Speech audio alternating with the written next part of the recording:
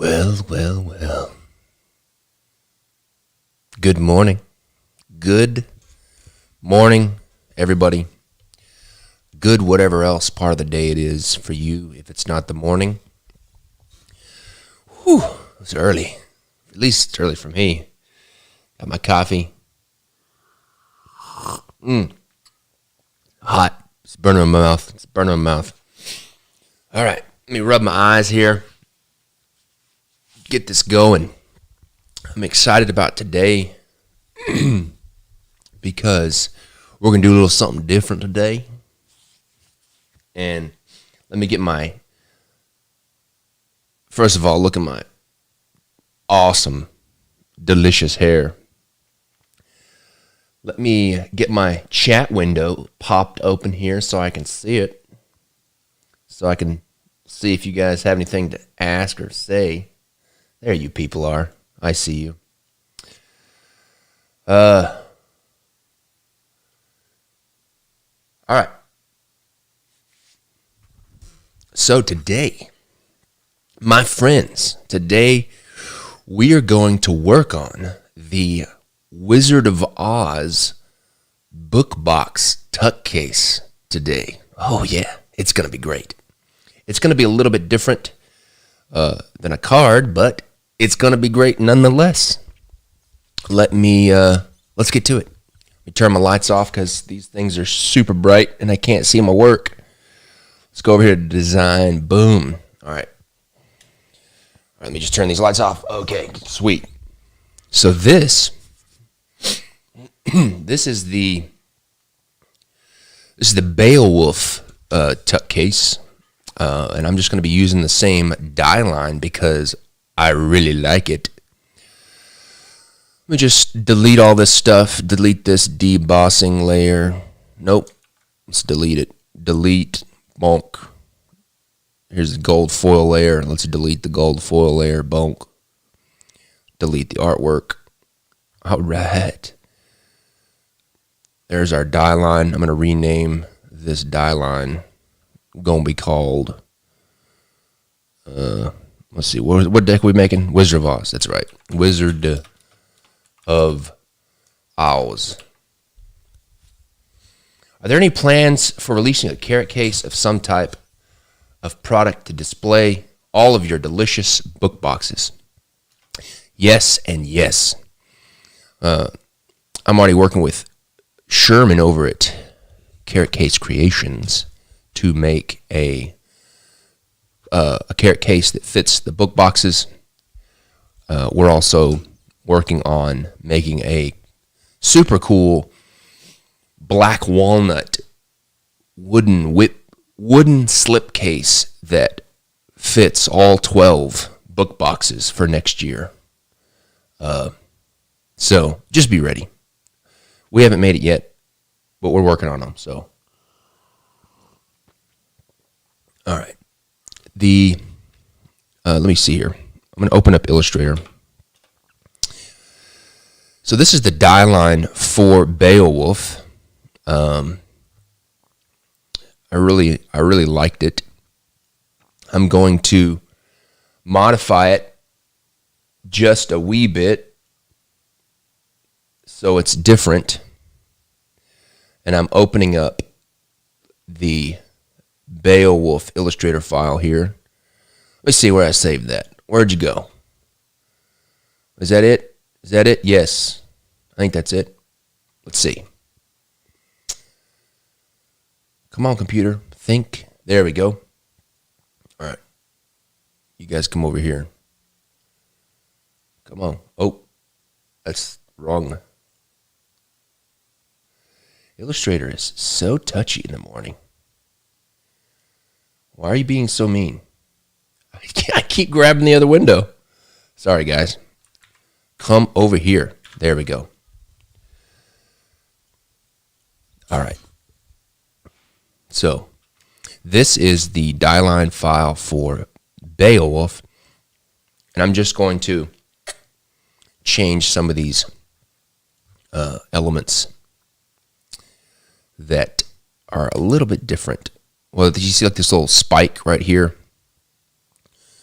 That's that is for Beowulf only, and I don't want to use that same kind of shape for Wizard of Oz. So we're going to redo it here. It's going to be very similar, but not the same.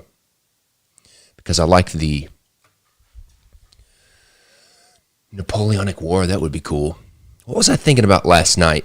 What was it? I can't remember what it was. I should write some things down sometimes. All right, I'm going to start right. Let's do right there with a bend. Give me a middle point. Let me delete that. Bonk. Let's find, where is it at? I'm just going to pull this down. Find the, let me see. Okay. That's good. That's good. I'm just going to reflect this over. No, I don't want to reflect it over just yet. Let's bring this point out a little further.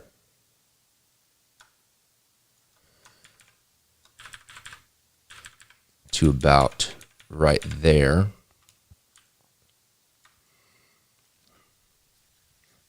I'm trying to think if I want to do something crazy or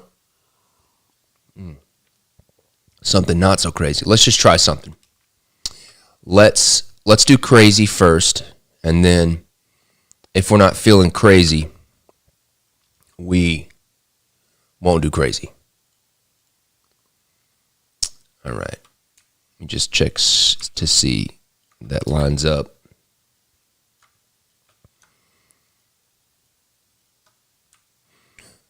Join, delete, bonk. All right. So, The Wizard of Oz is whimsical, fun. So we're going to have some whimsical and fun shapes. I'm going to round these edges here first, like so. Now, what we can do, let's try. Now, what I could do is I could just round this off just like this and be done with it. So you'd have room for your thumb to stick your thumb in there. Let me try. I want to put let's just try kind of a circular ellipse in here, like this. And let's line that up. This is basically the same shape I just had. You silly boy. You silly, silly boy. So I'm going to delete this, and then I'm going to extend this out and this out. It's like that. All right. What I'm going to do is I'm going to copy these. I'm going to copy this one. So I'm going to grab these both. I'm going to take my shape tool or whatever it's called, I don't know, and then cut those shapes out, join the paths, and now I can take these corners here and let's round those a little bit like that. I don't know. Let's see. The things I like about that, is this kind of semicircle is going to give me a cool shape to do designs around. That's what could be good about it. We could, let's see, we could move it up like that and make it off-centered, which might be interesting. Here's the original. Let me take this one, cut it, paste it on a new layer. Here was the original. Let's see what happens when I just pull this back a little bit and then round it off even more. That's not bad. That's kind of cool. Let me pull it back this way.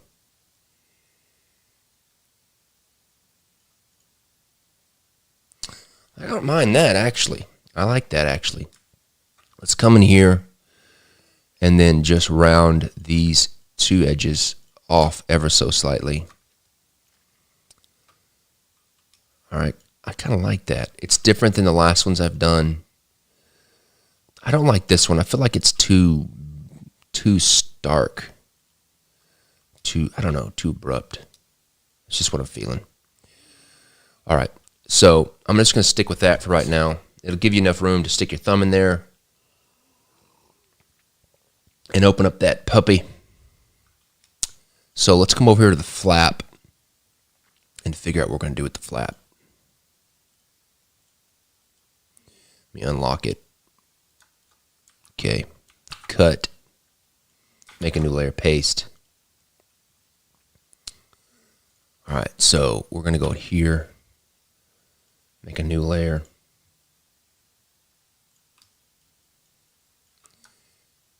There, and then there. Of course, I was on the wrong layer because that's what I do. Let me find this color. There to there. There.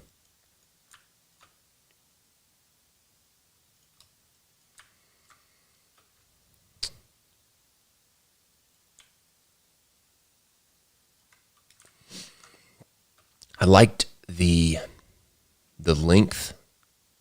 It was big. I liked the length of the tuck flap for Beowulf. It was almost too big, but I liked it. So I'm going to join those two. Now I can take this, round it off a little bit.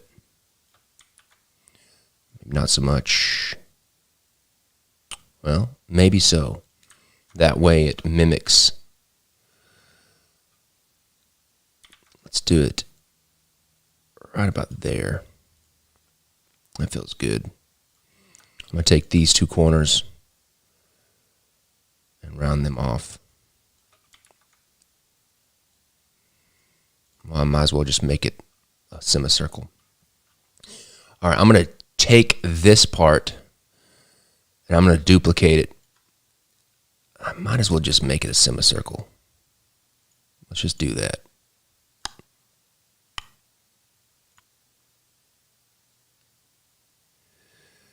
All right, and let's bring this back. Let's bring this up.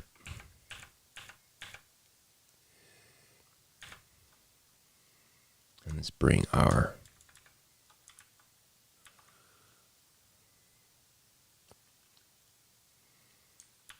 That's not what I want. It's not far enough. Let's go.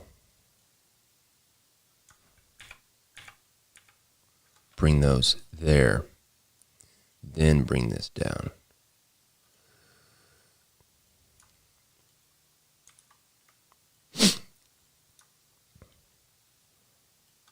I'm just fiddling with it. Sorry, this is not exciting. There. Round this up a little bit. Okay. I'm going to take this and duplicate it over here. Well, I need to first find the line where it is going to meet is right. It's this yellow line right here. So I'm going to take and make me a little dotted line just so I can see it. Okay. Then I'm going to take the tongue flap and the dotted line, and then I'm going to duplicate it.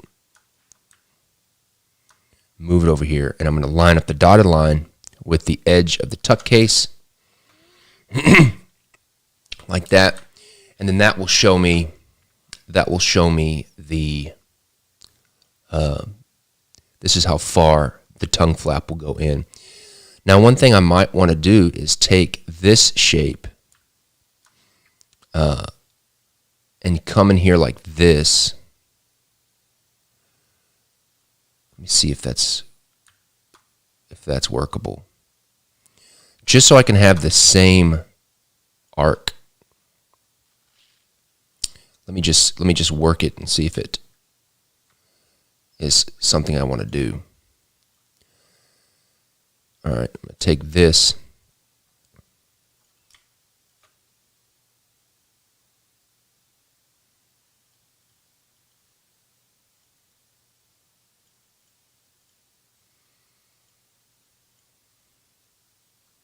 Make a new layer.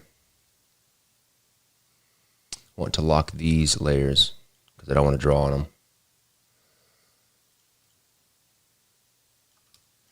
And then just come straight down like that.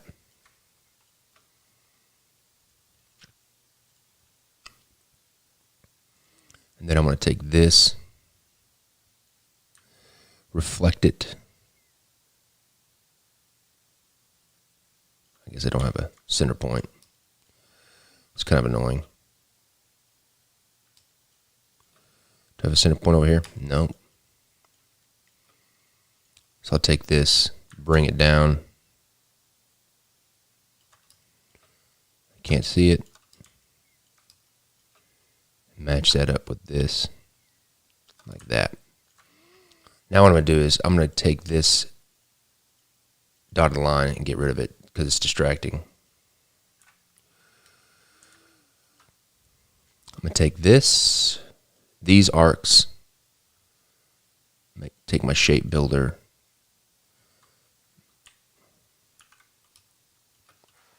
ugh, I don't like that at all. Delete. Where's our first one? There. See, take this, delete. I don't know if I like that or not. Let's see here.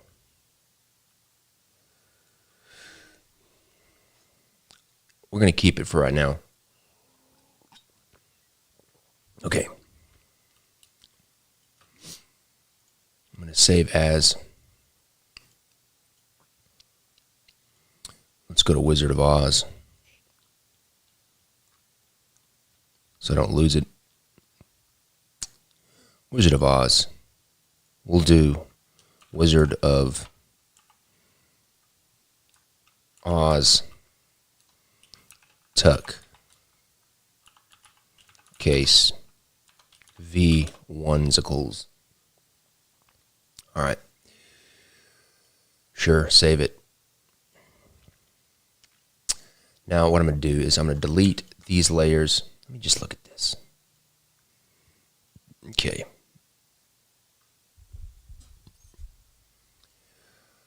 Let me delete these layers I'm not using.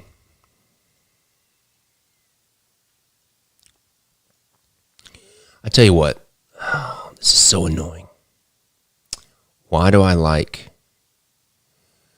for some reason I like the original one, the original Beowulf better. Let me look at this. But I don't want to necessarily use the same shape. I like the kind of pointiness of it. Let me see here. This is all part of the process, people. You're trying to figure it out. Let's bring this over to right there. Let's take this stuff in the middle, delete it. And let's take these, take our shape builder, cut that out. Cut that out. Oops, cut too much out. Shape builder. My sound effects. Oops.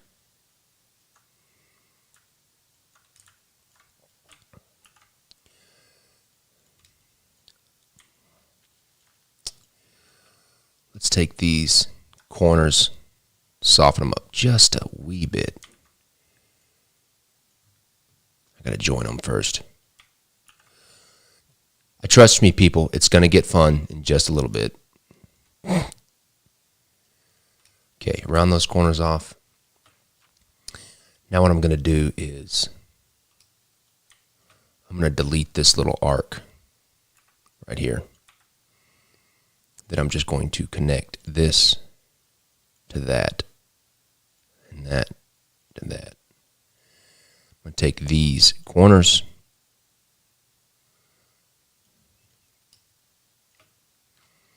Let's see. Actually, let's do this.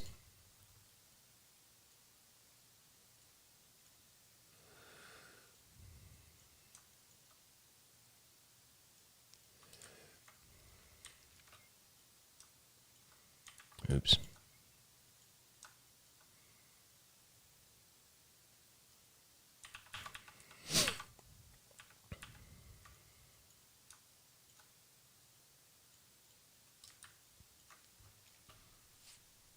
All right, let me take a drink of coffee. I like that better for some reason. Let me just round these corners off here. What happens when I delete this point? Yes, that's what I wanted. I wanted that shape. That is the shape I wanted. All right, save. I'm going to export this as a PhotoHops file, not a DXF. PhotoHops. Except I want to bring everything together. Select all, cut, paste, delete. What time is it with me? It is 5:22. I've taken way too long on this stupid thing. How long does it normally take you to design a tuck? I'm guessing it depends on how much detail you want. Yes, that is correct. If I hadn't spent so much time fiddling with this tuck case die line, I would have probably been able to finish, or got pretty close to finish this tuck case. But we'll see. We're going to get pretty far. You're going to get to see a lot of stuff. So, but I had to get this through. And one thing about this morning show is I didn't want to like prep for it, other than just like turning my computer on and stuff like that, because I really wanted you guys to see every part of the process. Let's go CMYK 1200. There we go. Let's do that. Resolution, fine. I don't want flat images. Do I want flat images? Why can't I do? Okay, I have to do RGB. That sucks. Okay. Let's see if it doesn't crash my computer. Doesn't look like it did. Let's open up Photoshop and let's go open. Let's go back to this. Check. Okay. Must not be there yet. Open file location. Tuck case. Boom. All right. Let me grab this folder. Holy moly.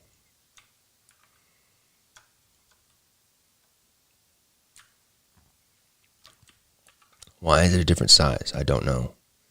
That's unnerving. So I'm just going to scale it down here to match my Beowulf, because I know the Beowulf is correct. I have to figure out why it's a different size. It's kind of annoying.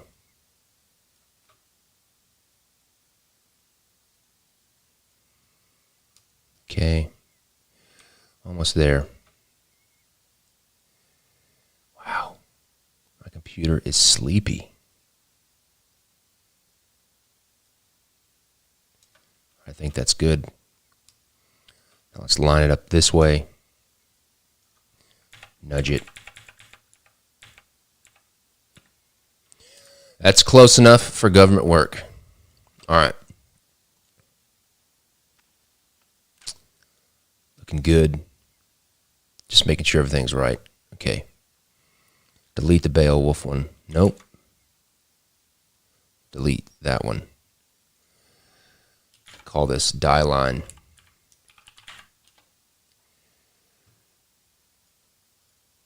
Nope.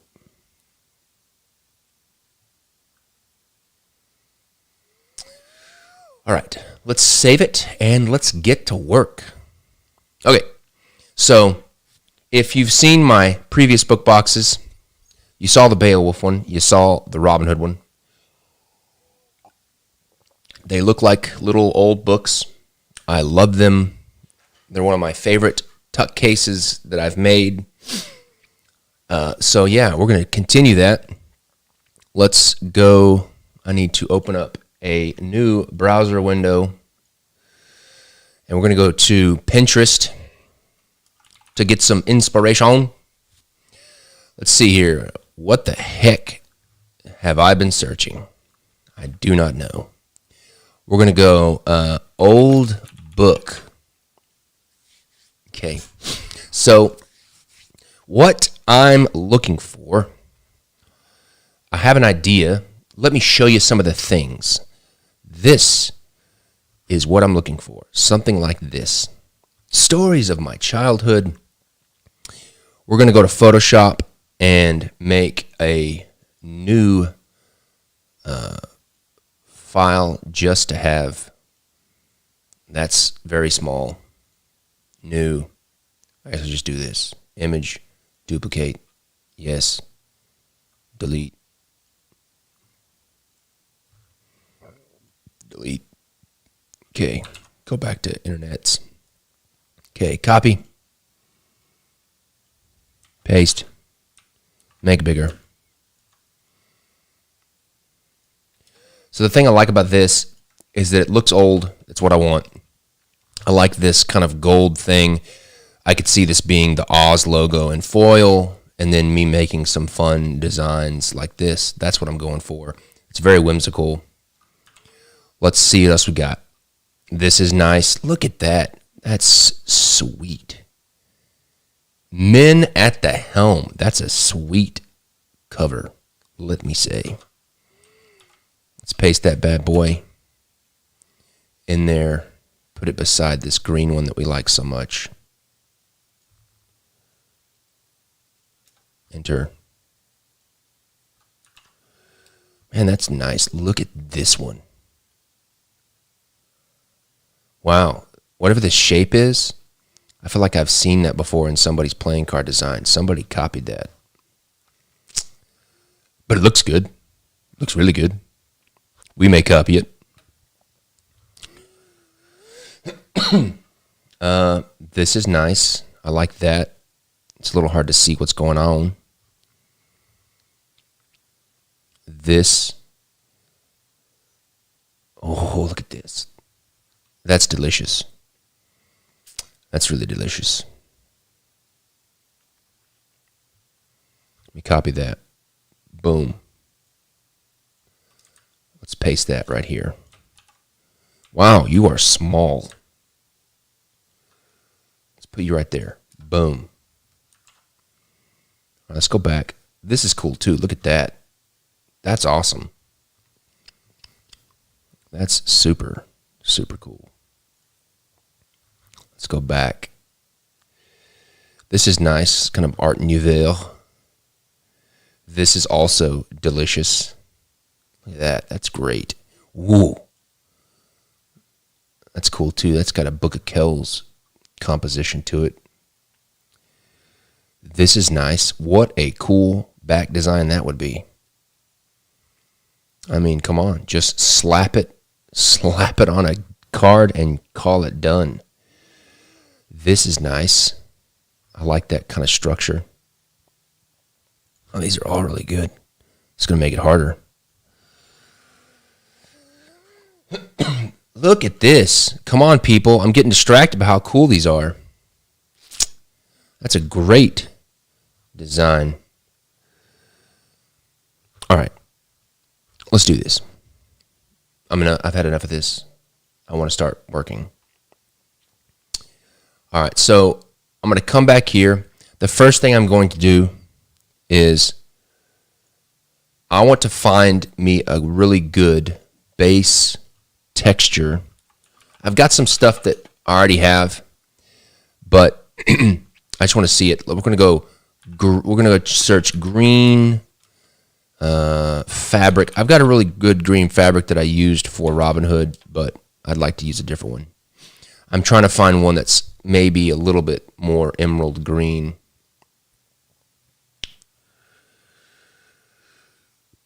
Oh, yeah, that looks good. Let's use that. This is cool. I like this linen. That's interesting. I like that. It's kind of like a linen, a little bit. None of this stuff is fabric. What is this? Does this have a pattern to it?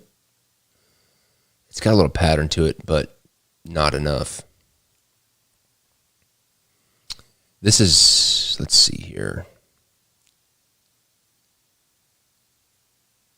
Do you guys have any questions? You guys sure are quiet today. Ooh, I like that one. I like the texture. The green is quite not there, but we can change that if we need to.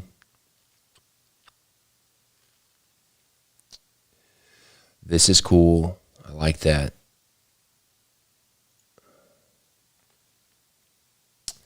Okay, interesting. I like this 45 degree angle. That's just different than the other books, which I like. I like different. Am I signed in? Yes. Download image.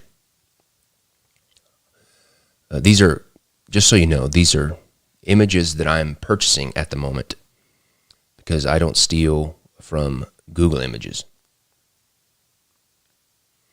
You're doing a puzzle? You know what? I'm making a puzzle. We're making some puzzles from some of my playing card artwork. Okay, we're going to call this Green Fabric 1. And then I want to go back to that linen just for good measure because I like it. Did I get the big one of the other one? I don't know. Green Fabric Dose. Let's go back. Yeah, I got the big one. All right. So we're going to open up the fabric. Let's go. I also have a floral pattern that I like. Okay, I'm going to copy, close it, paste, and then I'm just going to line this up.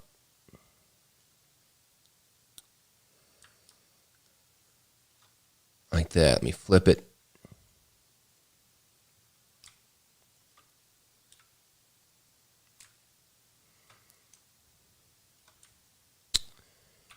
Let me see here. Let me scale it up. Let's see how good our resolution keeps.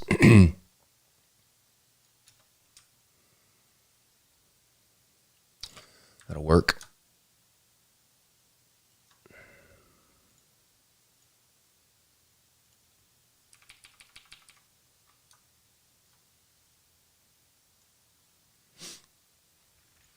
I don't like how it's seaming up, but that's okay.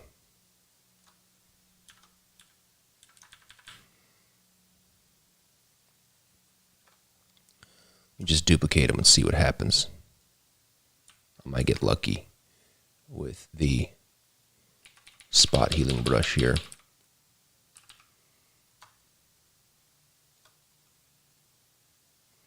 Just got to think.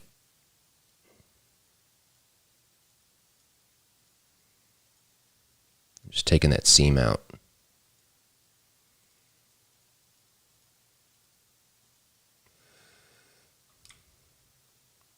That's pretty good.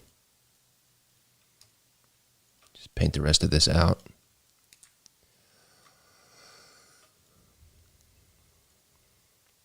All right. Let's bring this over.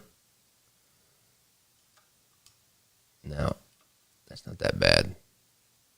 I'm going to line up the seam with a corner so I can hide it from you people a little better.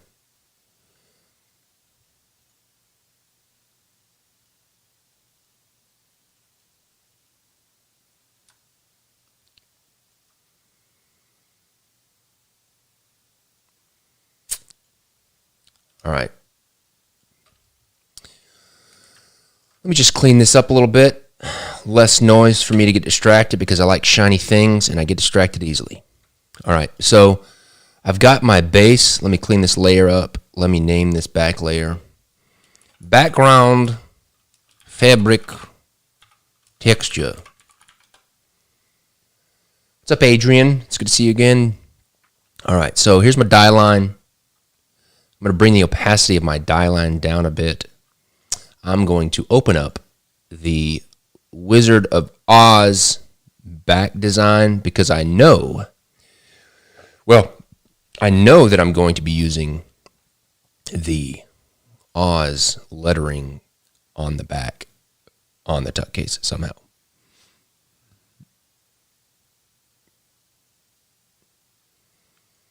Yes, I do have plans to do some kind of Greek thing. I'm going to do an Iliad and Odyssey deck. A few people have done the Iliad and Odyssey deck, but I've been wanting to do it. And I'm competitive, and I want to do a better job. At least try at least. And do my own Iliad and Odyssey deck. Okay. So what I'm going to do here is I'm just going to merge visible here. I'm just going to copy this. Copy. And I'm going to close it. And I'm going to paste it. Ship it. Done. Okay, I'm going to bring this over here. I'm going to make it smaller. But I know I'm going to use it. I just want to get it over here. Now I also pulled this over because I want to grab the green color that I've been using. This one. And I want to colorize this texture to be that green. So I'm going to make a new layer, fill. I'm going to put that on color. I'm going to bring the opacity down a little bit. All right, good. Okay, let's do this. So when I'm making these book boxes, the first thing I do is I stretch, and then I will paint in the corners, all the edges. I'll wear the edges all at once. The things I do know, what I'm going to go ahead and do is I'm going to open up let's open up the Robin Hood tuck case. Where'd I put you? Let's see here. King's Wild Shorts, Robin Hood. Let's go list so I can see what I'm looking at here. I want the tuck case. That's LCD tuck. Let's see what this is. Nope. It's the wrong thing. I want the outside for print. Let's see if I can find the big one. Tuck case final inside. Let's see if this one's it. I saved so many files because I'm scared I'm going to lose my work because I've lost a lot of work before in the past. Okay, so here's the Robin Hood tuck case.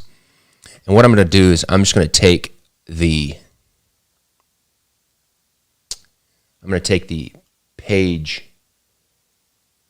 page edges. Is this okay? What I want to do is looks like I'm going to do some cleanup. I want to just delete some stuff, get it out of the way. Want that gone, that.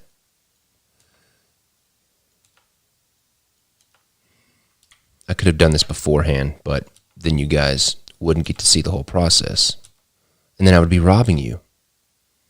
And I don't want to rob from you. I don't want to steal from you. All right. So what I want to do now is, let's see. How do I want to do this? What is the best way for me to do this? Let me see if I was organized and put this all in one folder. No. I'm just going to start deleting everything that I don't want because that's way easier for me. And it's about making it easy.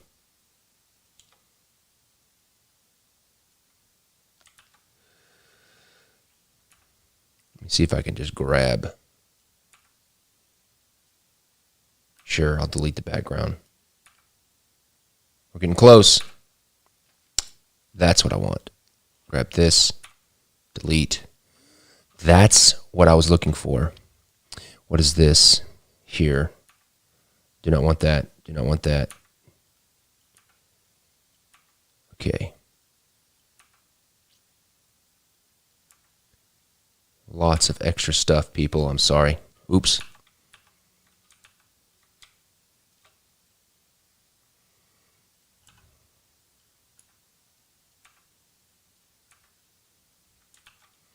All right.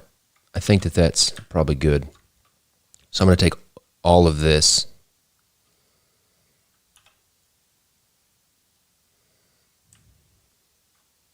I'm going to group it. I'm going to, I should save a blank template. Don't yell at me. I should. You're totally right. I should totally save a blank template. That would be the responsible thing to do. Let me just get this scaled right. I don't know why my scale is not the same. That's probably a problem I'm going to have to fix later. That's okay. I'm just going to line this up somewhat close on one of them. Right about there. Bring that over.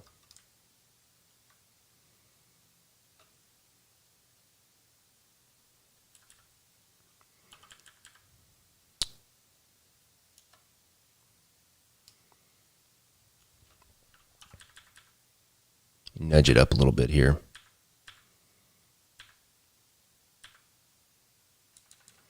What I want to do is I don't want to bring the edge of the paper all the way to the corner, because I want there to be a little sliver of the book. That way it looks like the thickness of a book. However, it's making me nervous a little bit that these are not the same. But that's okay.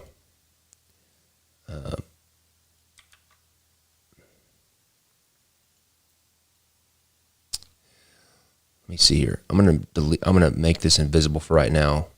The problem I'm having is, for some reason, I'll have to go back because the scale of these pages are different than this, and it's just me being disorganized. And probably what happened is I had to change the tuck case file or something and use something different. So I'm gonna do one more thing. Actually, I'm gonna go ahead and get started because I don't want you guys to, I don't want to look completely stupid in front of you. So what I'm going to do here is take I'll fiddle with the page stuff in a little bit. I want to actually start to draw for you guys. All right, so here's the die line, and I'm going to bring the die line opacity pretty far down, and I'm going to fill it a new layer with white. So I've got the die line in white, just so I don't get distracted by the color.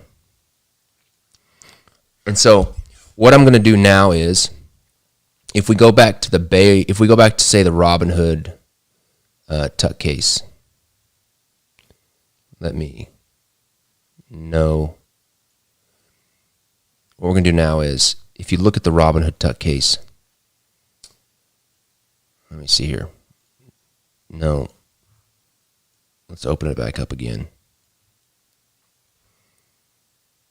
What we're going to do is, if you look at this towards the edges, you can see kind of this wear right here. That's what we're going to do.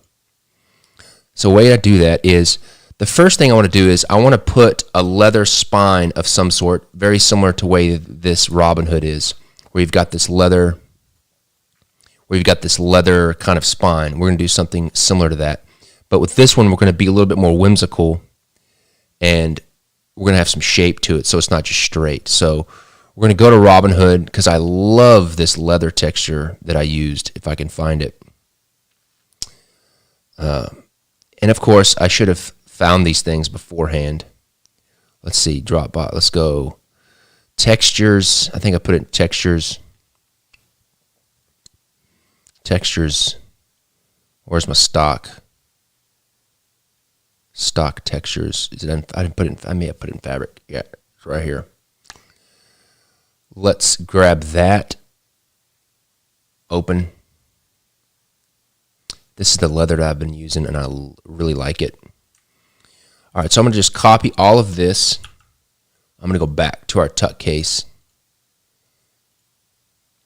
I'm going to paste. Make sure that's behind our die line. All right, we're going to scale that down a little bit because I want for that texture to be nice and crisp.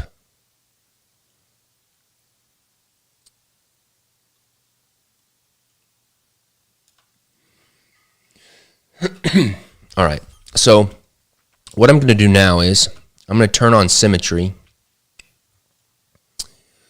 Let's go vertical symmetry, and it's a little too small. I'm going to turn on the symmetry, and I'm going to eyeball this right in the center.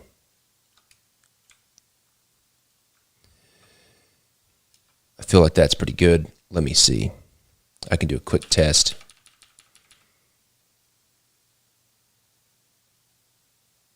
We're a little bit off.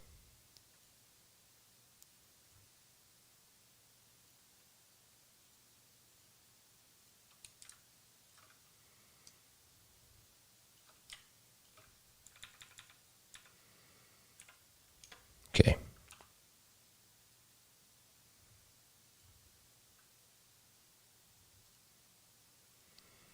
Okay. Let me just do one more test. Yep, we're good. All right, so what I'm going to do now is, this is my spine here of the tuck case. Now, what I'm going to do is I'm just going to sketch a shape for this spine. And I'm looking for something that's kind of whimsical. So let's just, let's see here. Let's kind of start.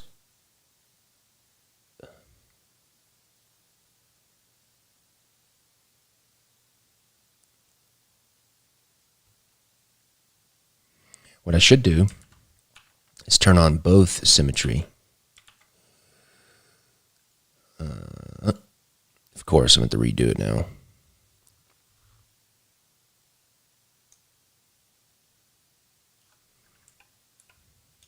Okay.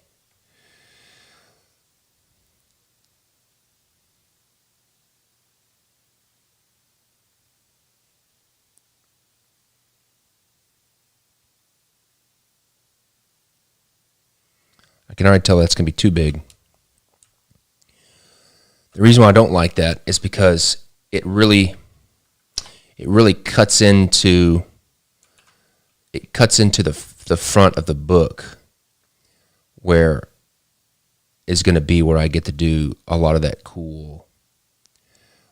interesting kind of like scroll work that we saw on those other reference images.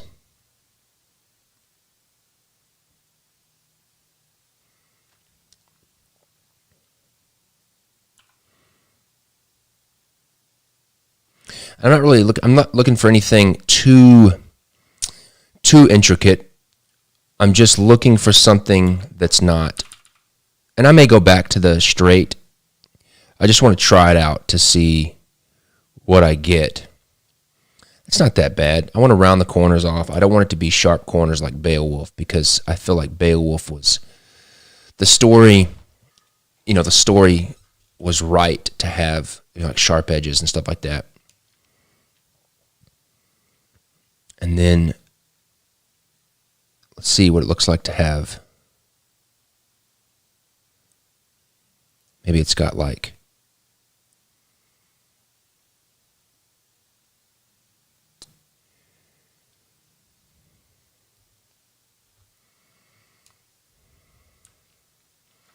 it's all right.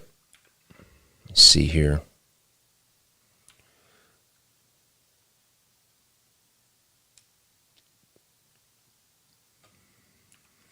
I don't think, I may just leave the rest of that. Maybe it has just a simple leather piece right here, thinking that, okay, this is where the book is going to be opening a lot. So we're going to put a piece of leather there just to protect from wear.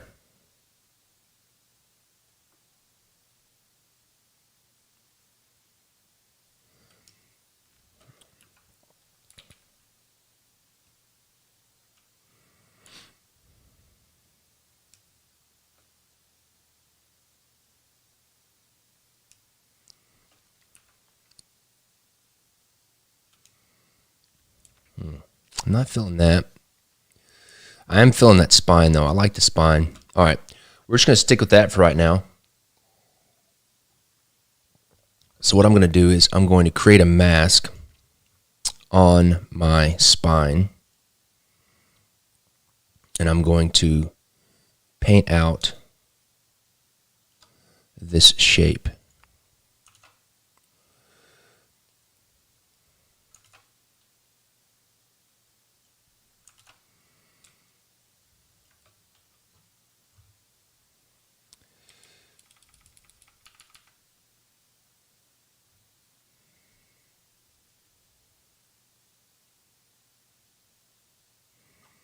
What is happening?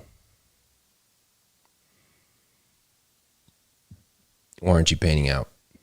You should be painting out at this moment. Oh, because I have my selection. All right, let's find that drawing. Bring down the opacity. I'm going to zoom in here. Go back to my layer mask. I'm just going to freehand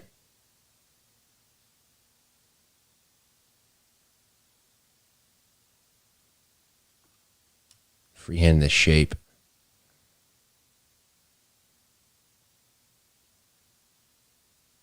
Just like that.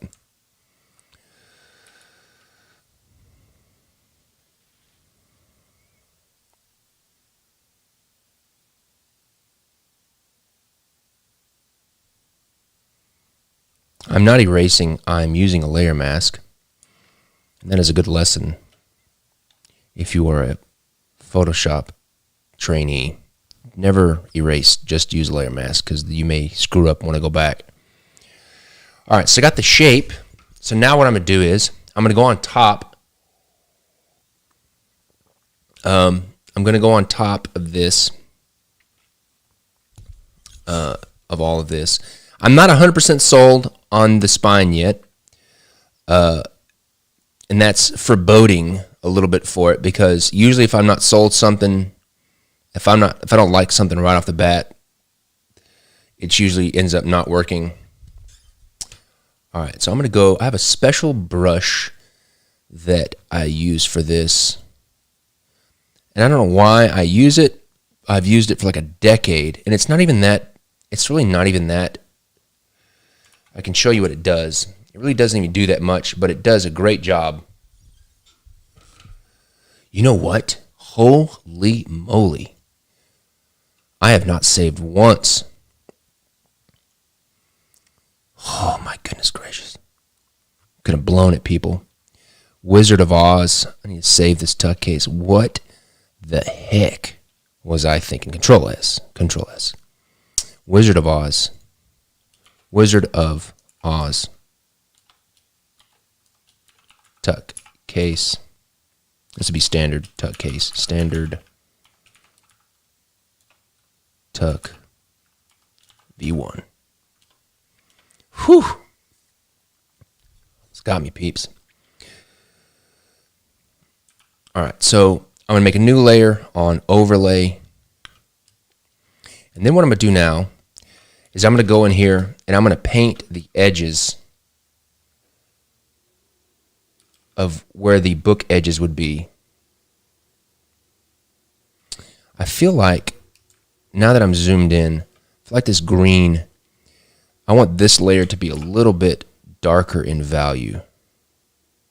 So I'm going to pull this up a little bit, just a little bit.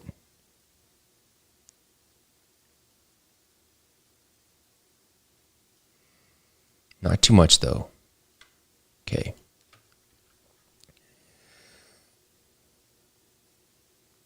So now what I'm doing is I'm just painting a little bit of a white layer on the edge of where the corners of the book are. I need to turn my symmetry off because the die line is not the same over on the other side. So I just need to turn this off very quick.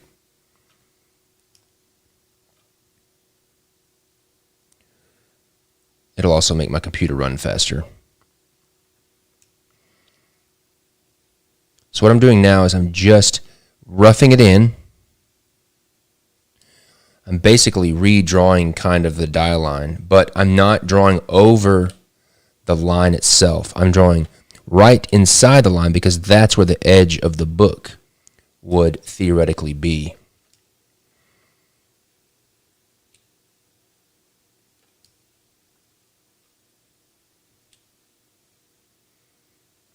And I'm going to do the same thing right here for the tongue, or this little thumb hole, what do you want to call it.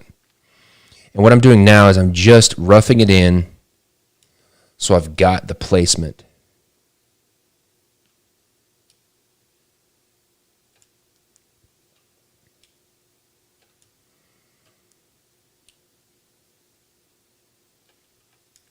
Okay, looking good.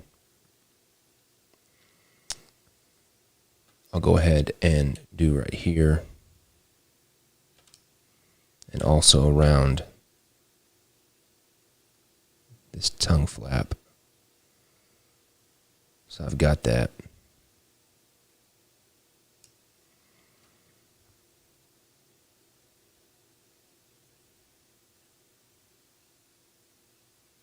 Okay. Now, however, I can turn on my horizontal symmetry for right now, at least. So now what I'm going to do is, all right, I've got to do this. I'm sorry. I have to do this just because I keep thinking about it and I want to see what it looks like. I want to delete, let's delete this mask. I want to bring this leather over. I want to see what it looks like if I make this leather. First of all, I'm going to take this scratch out. Oops. Oh no. Okay. You take this scratch out.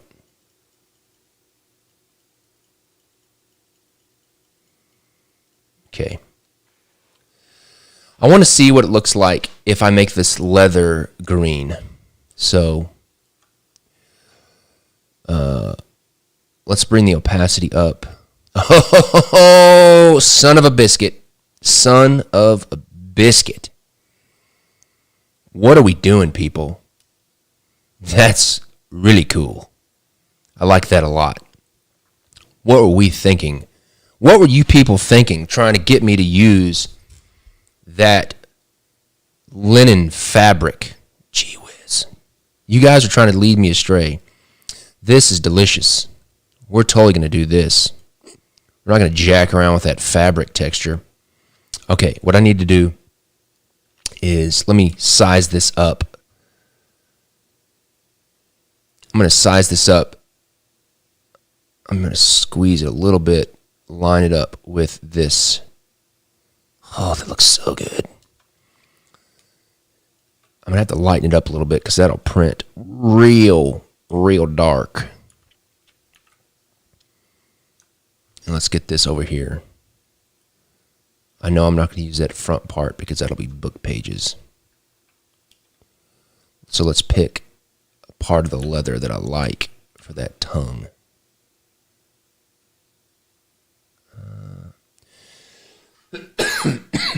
I like that. Let's send that to the back and bring that, clean that up a little bit. Oh yeah, that's way better. Okay,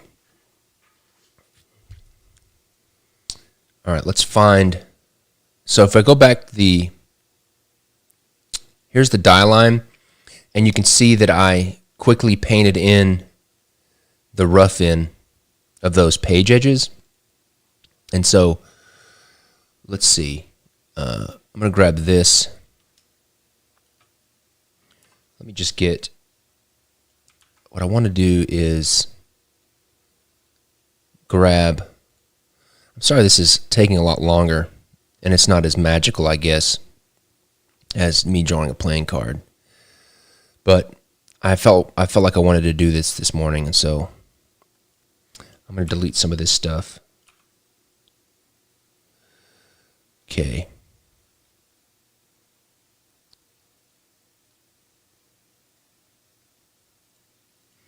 I'm going to duplicate this group, merge it, and then grab one of these just so I've got something to work with. Because this may not be, I probably won't end up using these pages, but I just want something to look at while I'm doing this. Let's see here. Just line this up kind of where I want it. That's pretty good.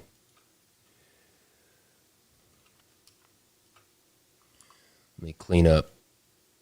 I'm going to go ahead and keep that. This is really kind of placeholder, but it helps me kind of see everything the way it's kind of be at the end, just so I'm making the right decisions in terms of like value and, you know, art things.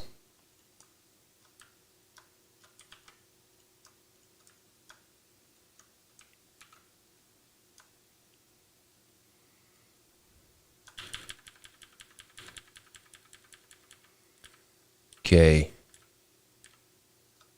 Good. And then we need one for the page edge, the book edge. Let's flip that. Transform. Flip horizontal. Get that somewhat lined up. Okay. Duplicate it. Edit. Transform. Flip vertical. Bring it on home. Let's bring the opacity up on these guys.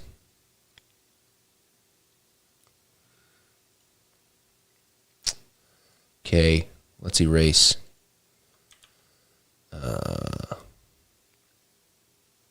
Turn symmetry off.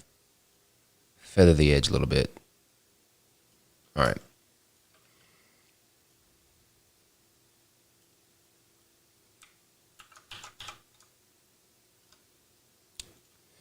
Just clean this up, people. Sorry. Okay. Let me merge these book pages. I'm not going to merge them because I may end up using them. But however, I'm going to put these, I'm going to merge these and put them on the bottom like that. Okay. Okay. Control S, Control S. All right, so now what we're going to do is we're going to come in here and I'm basically going to start painting the edge, the wear and tear of this book. And it's basically me just freehanding.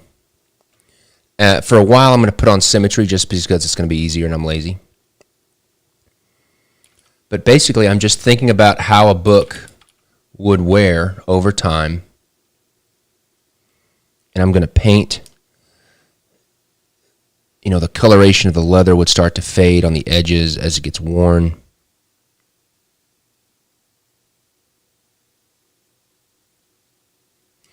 And so that's what I'm going to paint.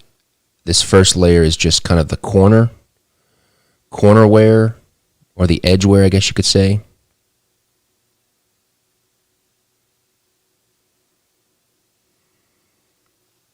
You know, if you've never done this before, you know, something like this where you're kind of trying to recreate a texture of some sort, a good rule of thumb is always to use photo reference.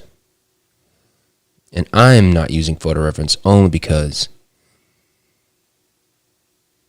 I've done this before. I mean, especially when I was like in the video game industry, I did tons and tons of texture painting like this. So always use photo reference, especially if you're doing something that's kind of, quasi photorealistic like this is. Just always helps.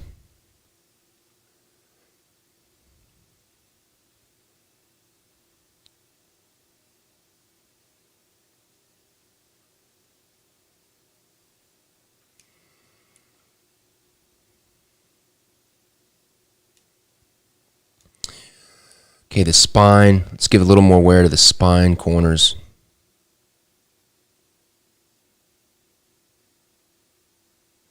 Really lightly. Okay. Let's not forget this part. So I need to go in here and mask. I can't see. Where's my dye line here?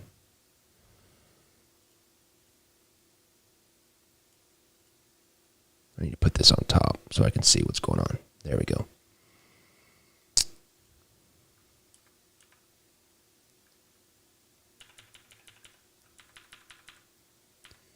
I need to mask this. Is it this one? Yes. Mask that out. Okay. Just a little bit. That's good for now. Let's go back to our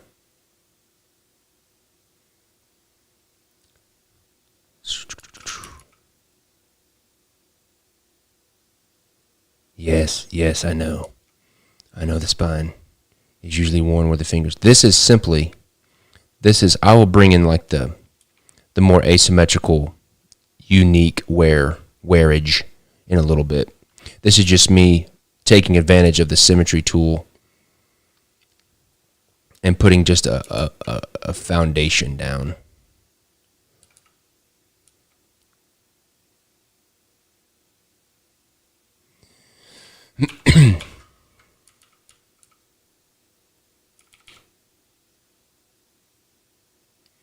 And notice how I'm painting off the edge because, there's going to be a print bleed, and so I need to be aware of that.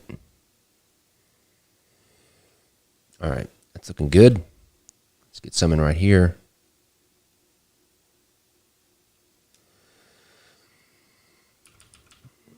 Add some here.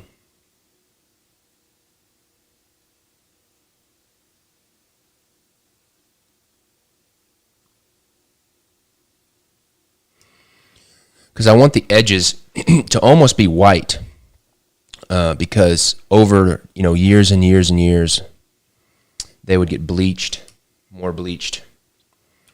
and more worn. So now I'm going to go back and do a second pass to really pump up the edge corner, and this is going to be a tighter. What happens when I put that on overlay? Green, especially, of course, green is one of the hardest colors to paint in CMYK, only because you can't, because of the printing process, there's probably some scientific explanation for it, but because of the printing process with CMYK, it's really hard to get a really saturated green color. And on top of that, of the green colors, emerald is the hardest of the green colors to print and to make it look like you want. And it's not so much that you can't print it and make it look emerald green. The problem is when you're painting it in Photoshop, you have a lot less range of colors because so many of the green colors are not CMYK safe. And that just means that, if you've ever like saved an image in RGB and tried to print it and it looks weird or it's crazy, is because RGB is not the same as printing because they have to use 4 colors. And with the green, for some reason, you don't have as much range with green.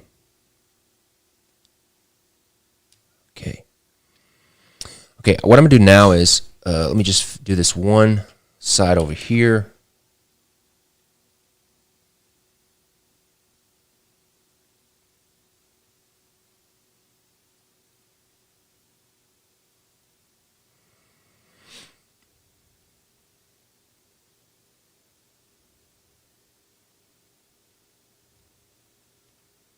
All right. What I'm going to do now is I'm going to turn off the die line because I've got it basically in there. And then you can kind of start to see it without the die line. But what I'm going to do now is I'm just going to put this Oz thing on top because I know I'm going to use that Oz shape, but I just want to be aware of it as I'm starting to paint. Maybe I go ahead and paint it.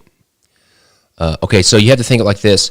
This right side, the right side over here is going to be the front of the tuck case. And then the tuck case, wraps around and the tongue will then tuck in over here. So this side with the curved side is the front of the book. And so I may want to put it small. I may want to put it like this. There's a part of me that wanted to kind of split the difference. Trying to think, let's see what this looks like. I also want to make sure, I also want to do things that are different. I want these book boxes to feel the same, and so that you can put your Robin Hood tuck case up against your Wizard of Oz tuck case and up against your Beowulf tuck case. And they all kind of feel the same, like they're like from the same universe. But at the same time, I want them to be different, just to be visually pleasing. And there's something about this that is delicious. I'm just trying to think in my mind's eye what this would look like. Oh, that's pretty sweet. I really like this for some reason. Okay.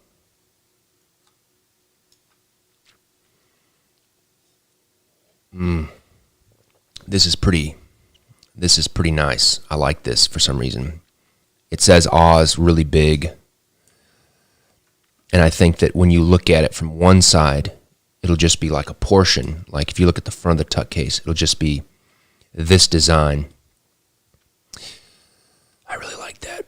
We're going to go with that for right now because I think that that's, like I said before in my other ones, usually my first inclination is usually what I end up going with because it's usually the best one.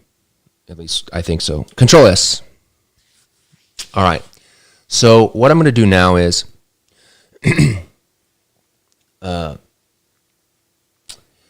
what I'm thinking about doing is I want to have some type of border. So I'm going to go ahead and make that layer invisible.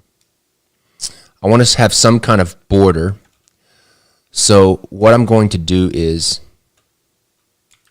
oh, what happened? Oh, I think my Photoshop crashed. Yep. Good thing I saved, right? Let's see here. Can I get it back? Nope. It's done. Let's close her up. What? So annoying. Let's open it back up. Come on.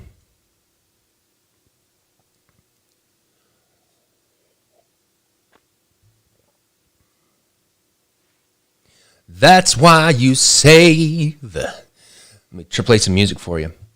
That's why you save. You want to make sure you save, because Photoshop is going to crash on you. Oh yeah, it's going to crash on you. You want to save, because it's going to crash. All right, enough of that crap. Let's open it back up. And we're back. Really annoying, but I'm not going to be mad about it, because if you're not saving your work, it's your fault, honestly. Something is definitely quirky.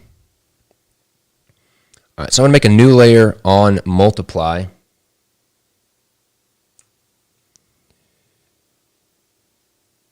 And then what I'm going to do is I'm just going to rough in let's put on multiply. I'm just going to rough in this border.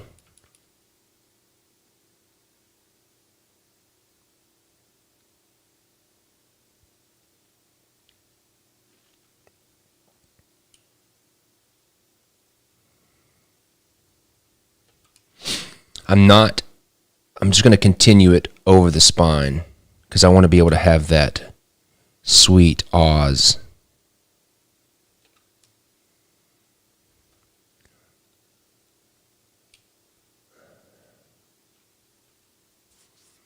All right, there we go. I'm liking that. Let's see, what I want to do. I'll go ahead and do a border on the tongue. I always neglect the tongue for some reason. I did this on Robin Hood and Beowulf, where I would paint for hours, well, not hours, but I would work on the front of the box, and then I wouldn't paint the tuck. Then I have to go back and try to match it to the tongue. All right, so what I'm gonna do is I'm gonna go back to my weather layer. Let me find my brush. I'm already on the brush.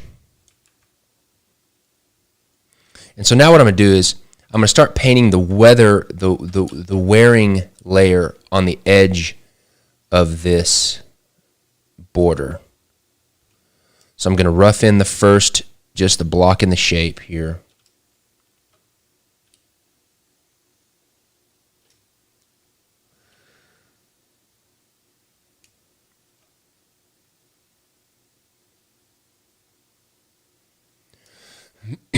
Just like that. See, I almost forgot about it. Forgot about the tongue.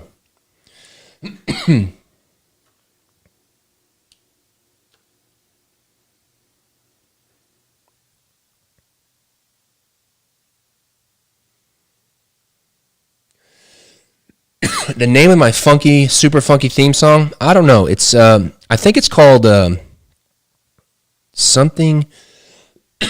It's just some stock music I found on Epidemic Sound. That's the website that I use. I think it's called not called Ecstasy of Gold. That's an Ennio Morricone song. Something of gold. I can't remember, but I can find it. So now I'm going to go back and embellish this edge up a little bit. Make it not straight, because it wouldn't be straight.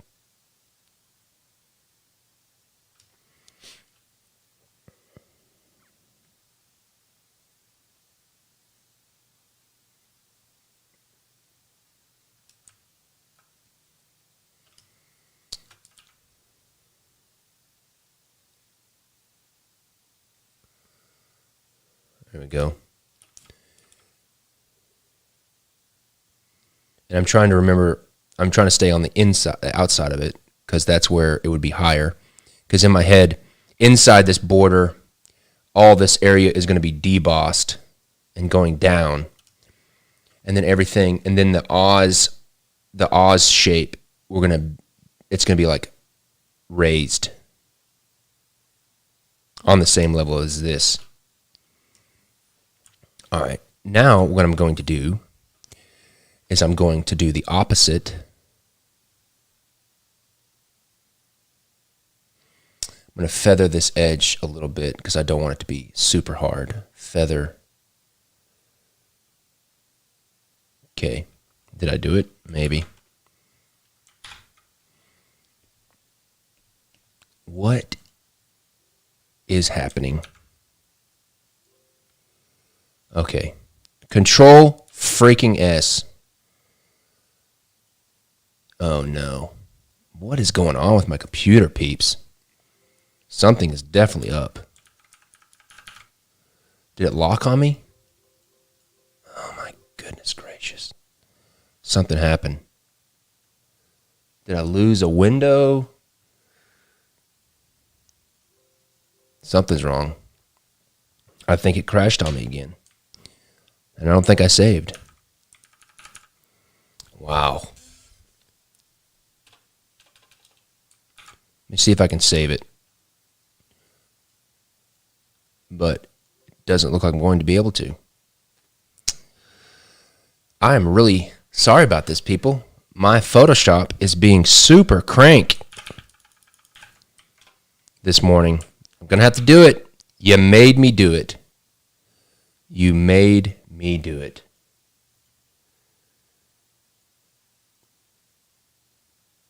Let me just see here. Okay. What I should do is close this other. Let me see if I can save it. I don't want to quit it yet. Okay, we did it. We saved it. I think we saved it. Yes, we saved it. I didn't have to force quit it. Oh, man. Control freaking S. Man, I don't know what happened. I tried to feather. I mean, it doesn't help that my image size, my file size is 3.5 gigs. That doesn't help. All right. But that's okay. I want to do feathered edge, 3 pixels. And then we're going to go like this.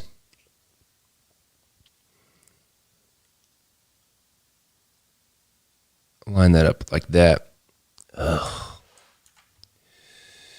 My computer, we're going to have a reckoning after this live, my computer. Okay, I'm going to hide my selection. Then I'm going to go make a new layer, put it on multiply. Now what I'm going to do is do the same thing, but the opposite, to where I lightly paint this edge darker. But what I want to do is I want to use a regular brush that's feathered.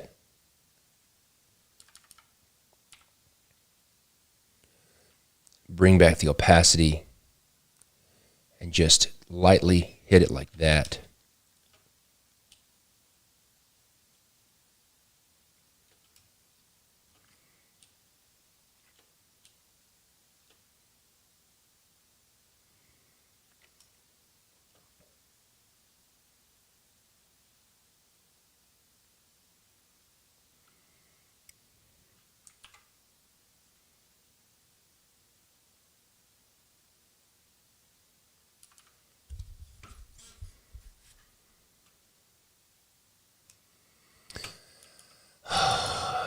You don't know how wonderful that makes me feel that you fell asleep watching Bob Ross, because my friend, I did the same thing so many times. And we're going to put a little happy tree here. We're going to put a little happy tree here and, just use the edge of your brush and a little scrumble. And, you never know what's going to happen with the happy trees. You just put them in here and, the little trees got a life of their own, They got a life of their own. You put them over here with their friends, their other friends, the trees. They're together in the wild, in the sunrise. Put a little snow on them. Put a little snow on them. Just take a little titanium white here and put a little snow on top. Get a little cobalt blue. And then put them in there as well. Going to be really nice. Going to be really nice on these trees. This is my little buddy here, my little pet squirrel that's in my pocket. He's my friend. All right, so what I'm doing now is I'm just going back to the layers that are like my little wear layers, and I'm going to erase some of this edge right here, because that it wouldn't be right there, because that area would be debossed. So I'm just going to kind of erase it a little bit. Come back. There we go. There. Up here. And then let's do that as well. Oops. Gonna come in here right.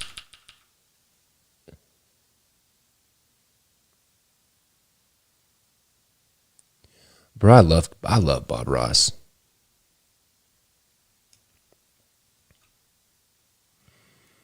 Let me blur those edges a little bit. Fine. Don't do it. You've been a jerk all morning, computer. Why would you stop now? Huh? I don't know.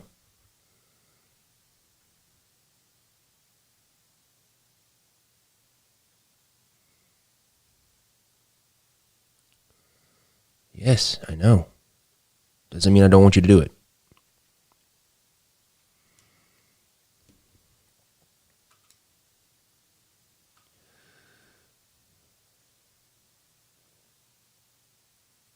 He did have a son. I remember that. Okay. See? I forgot about this side as well. Okay. Let's come in here. I'm going to go ahead and lasso this just because it's easier. Feather it 3 pixels, not 32 pixels.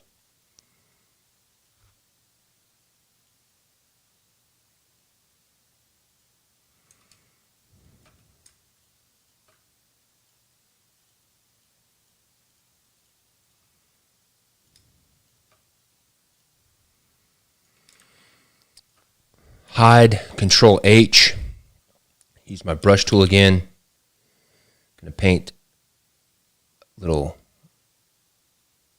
It's too much. What is wrong with me? There we go. That's what we want.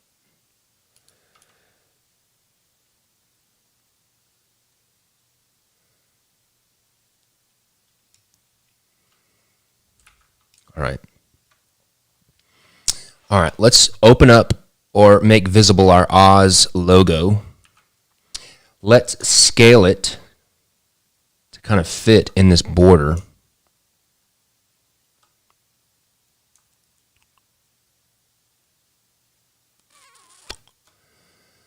Okay, good.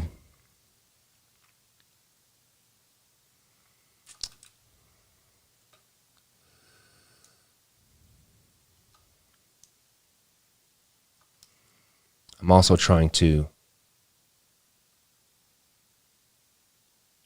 I don't use a PC. I don't use a Mac. I am a PC user.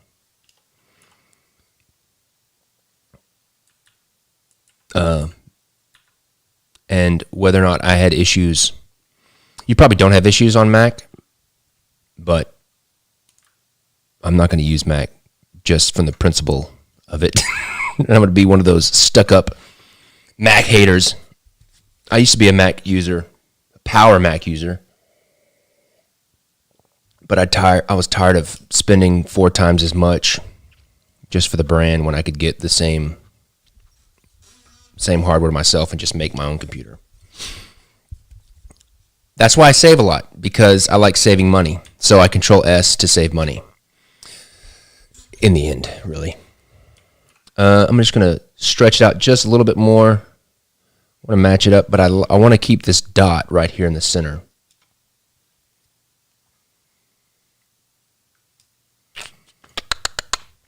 Let's see here. All right, so what I'm going to do now is, what I want you to picture is,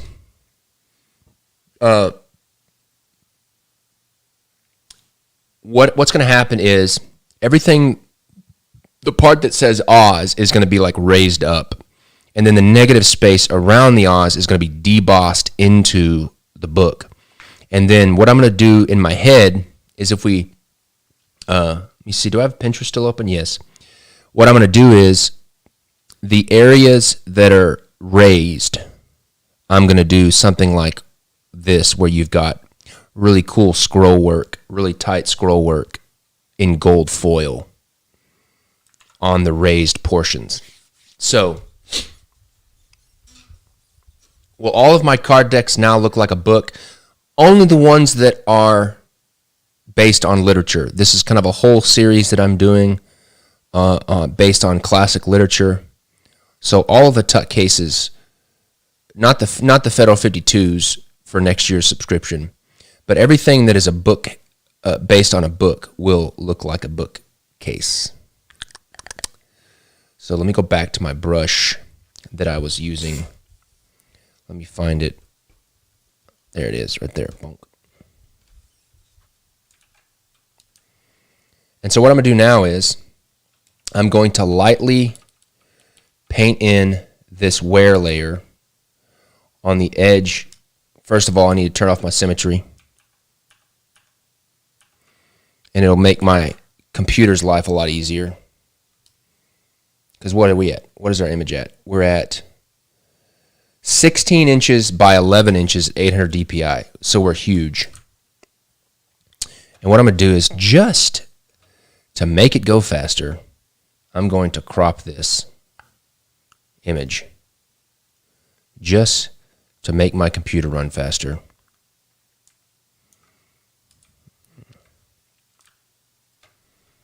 All right, so I'm going to lightly paint in the edge. So this would be kind of like the wear edge on the embossed layer of the design.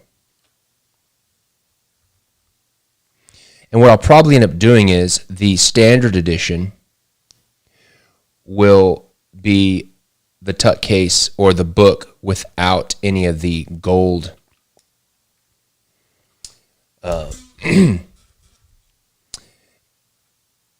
the gold accoutrements and like scrollwork detail on the logo. So the standard edition won't have the gold foil on the little Oz.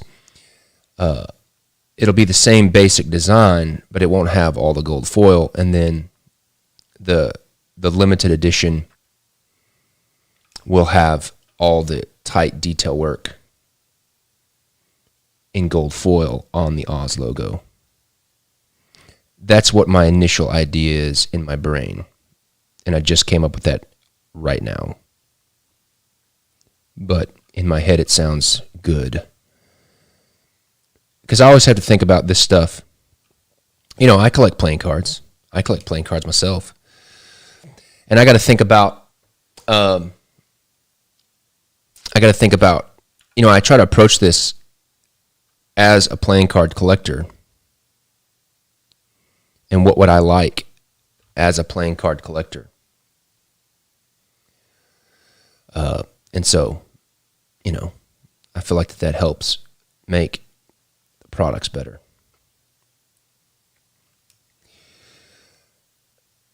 You know, if I think like a collector, then it makes you guys spend more money. All right, let's just keep working this.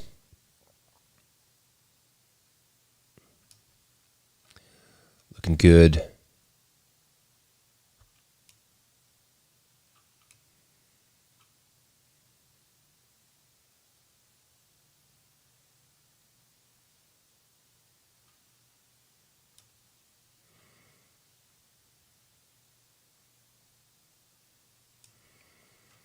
I'm gonna have to change the design a little bit to go around this thumb hole, but that is okay. We can do it. Not scared. I ain't scared.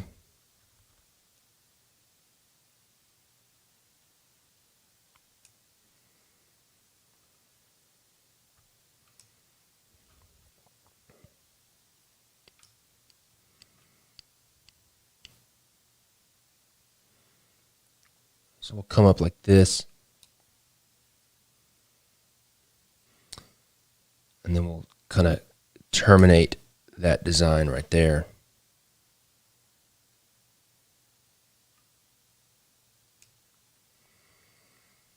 Do the same thing here.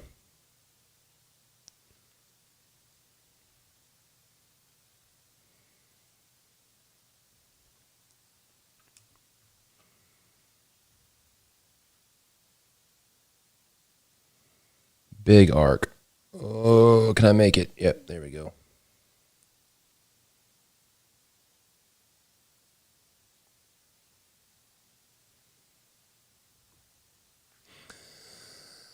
I'm freehanding all this because I don't want it to be perfect. I want it to look like it's old. I want it to look like it's handmade. I don't want it to look like it's made by a machine.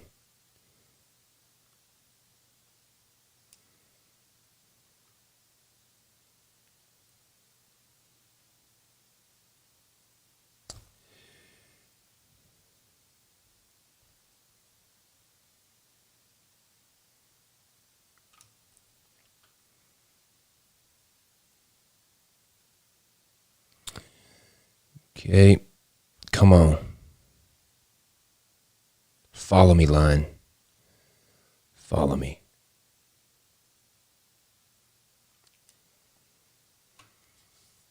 I appreciate that, Sebastian. I appreciate that. I'm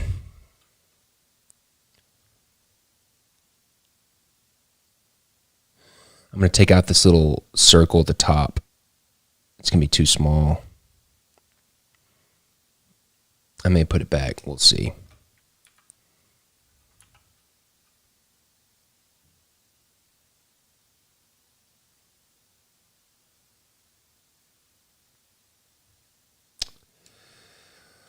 This is the last one. Big arc. Come on. Come on. Bring it. Don't screw up. Okay. There we go. Another big arc. Don't screw up.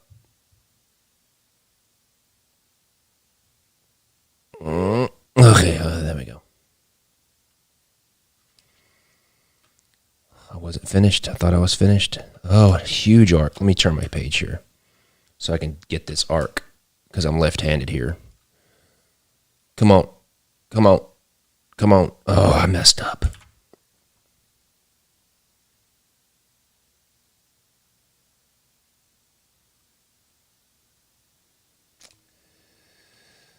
It's a little bit wobbly.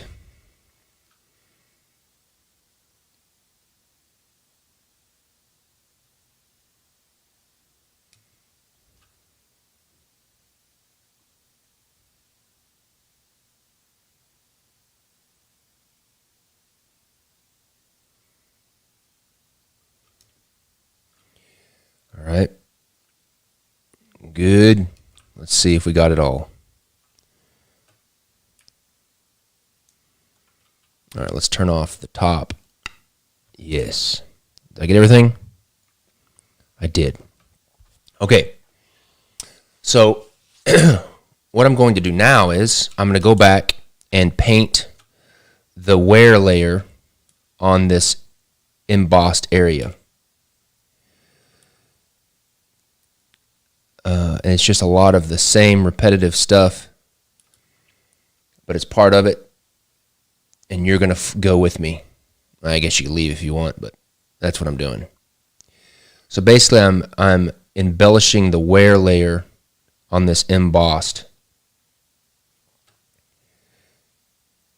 And so you got to think about, and so what'll end up happening is I'll make a deboss plate, and then deboss all this negative space, and then this area here that you're watching will be embossed and it'll be raised. And you can see, like right there, I'm just going to start thinking about little scratches and stuff. You know, how like these embossed areas would catch on stuff and get worn differently.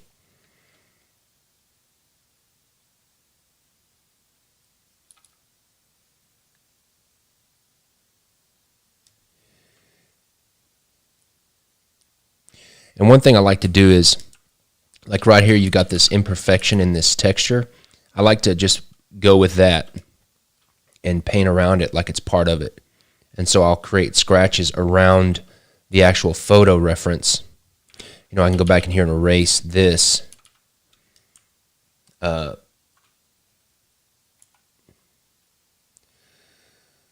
that little hole, because it looks cool and it gives it more realism.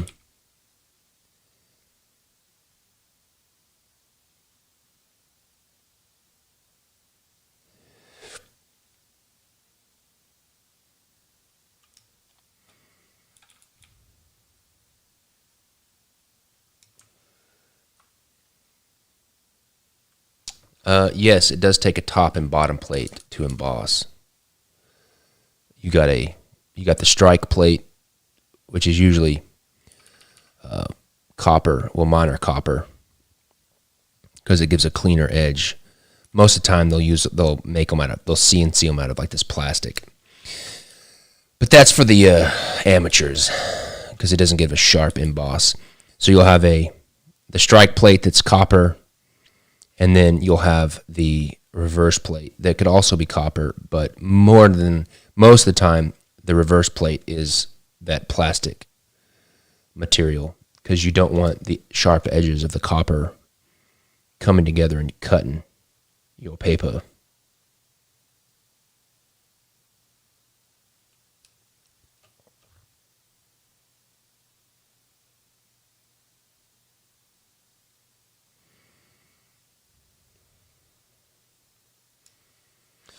Holy moly. Control S, for the love of everything good and holy, what the heck am I doing?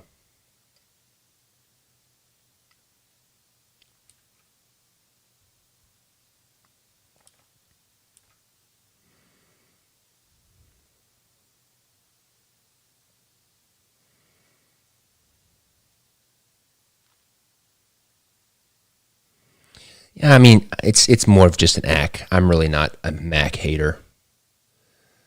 You know, I talk a lot of game. I'm not a Mac hater. I just like to get stuff done and save money doing it. So, does the copper wear out?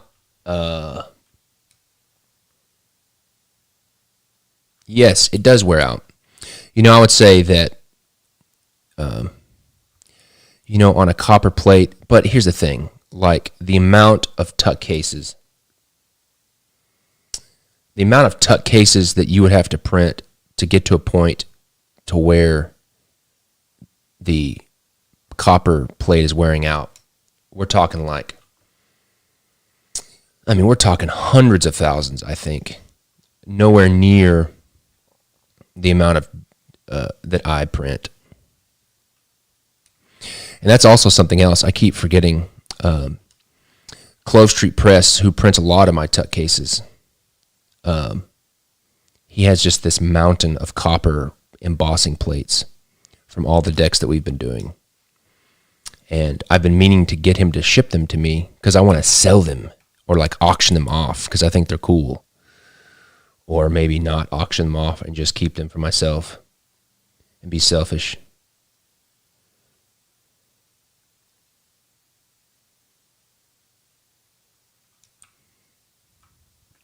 Control S. Yep, Control S. I got to make a shirt. We're going to make a shirt, people.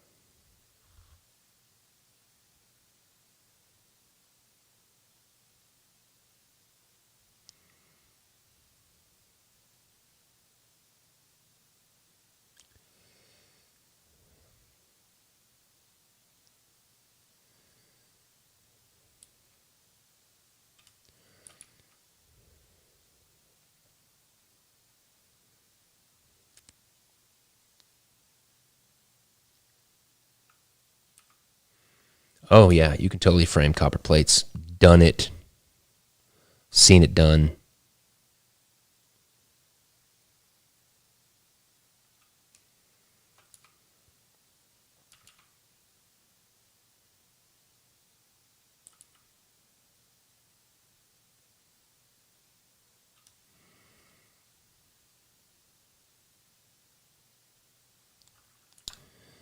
Got a little rambunctious right there. I need to erase that.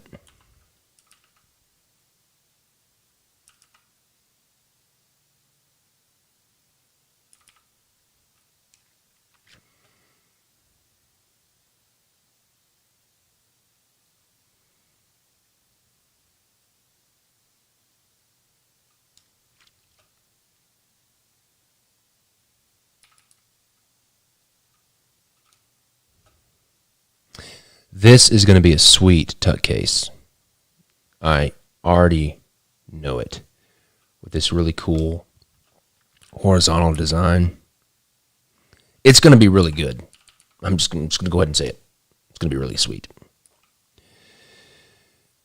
What is today? Wednesday? Got to shoot my Wednesday weekly update video today.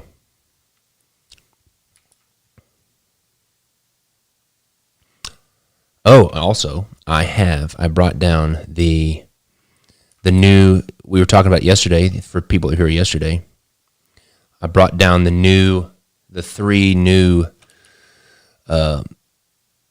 King's Wild Thread shirts to show you people, to entice you to purchase them, but they're not available, but they soon will be.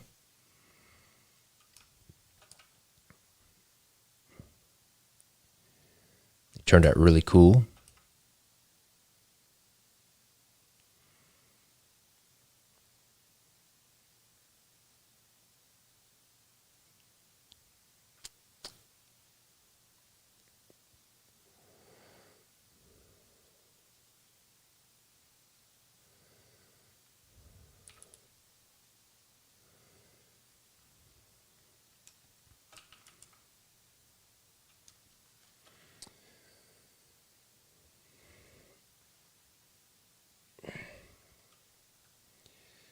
Thanks. I appreciate that. It's been good. You know, since I've been doing this, it's amazing how I'm just responding to your comment, 2355 Club or C-Dub. It's amazing how over the years that just different things, and I think it's with any industry, people can find, meaning and inspiration and fulfillment in so many different things. And it's been awesome to see how just like playing cards can do that for people.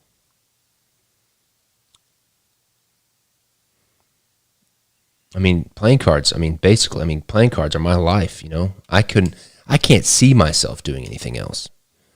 I don't think I could do anything else at this point.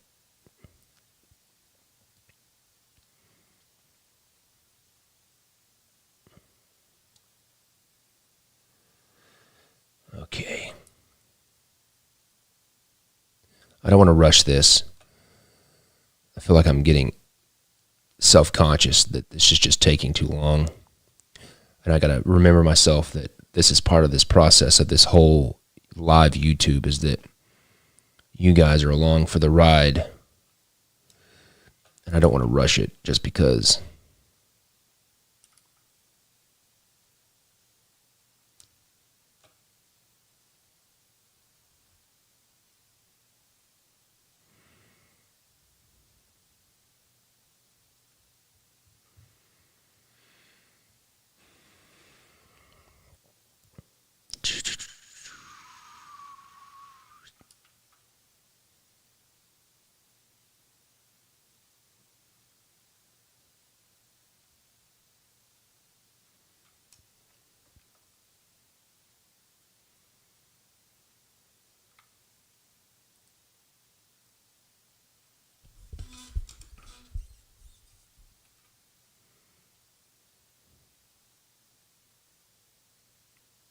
I'm not sure what a Z little toy, I don't know what that is. I'm sorry.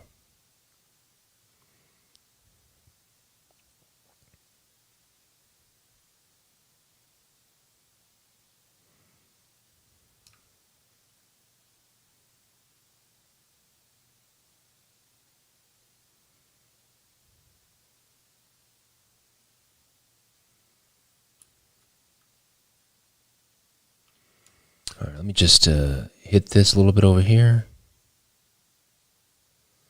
Break up that edge a little bit.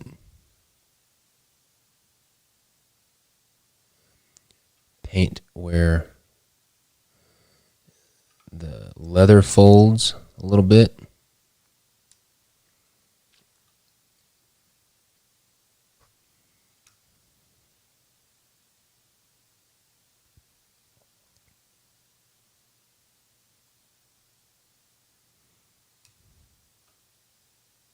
Oops.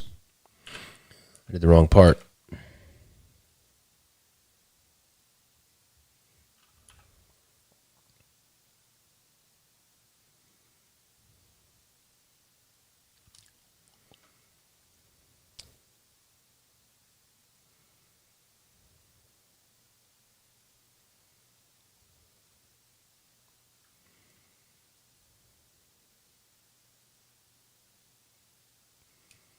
Just adding more wear to this embossed layer because it would obviously be higher up and it would receive more wear and tear.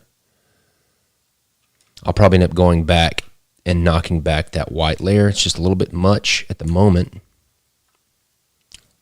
I'll go back and let's do that now. Let me see here. Let's go to that layer. Let's just bring it back about right there.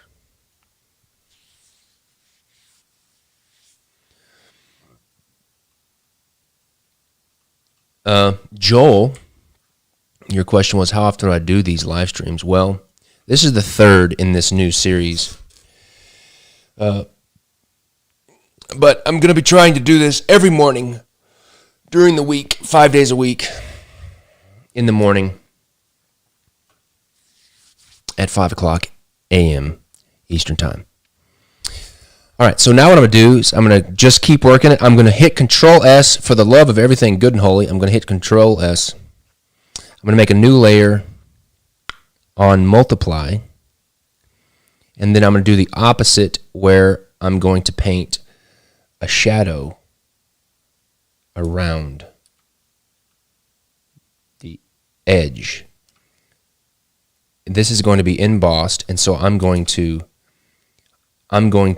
embellish the embossing by painting my own embossing, because that's the magic of illustration.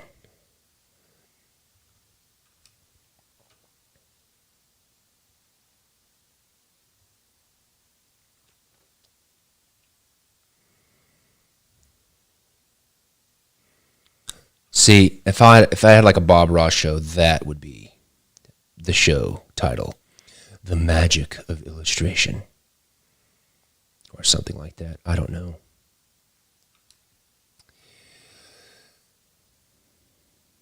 So I'm just painting like a drop shadow or a bevel and emboss here.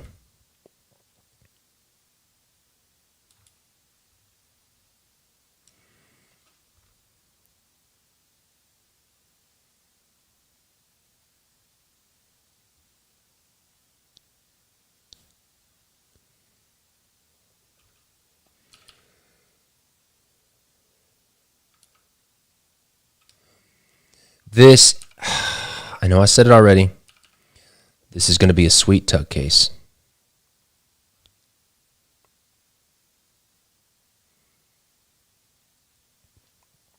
And if you don't like these book box tuck cases, I am sorry. You probably shouldn't subscribe to my Kingswald Shorts, because I'm going to be making a lot of them.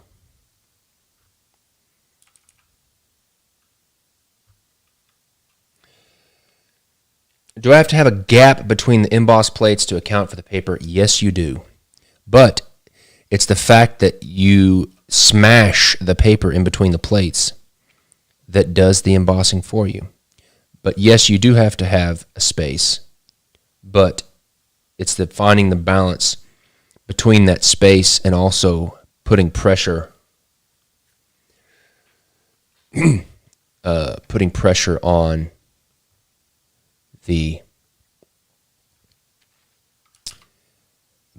the paper that gives it the embossing.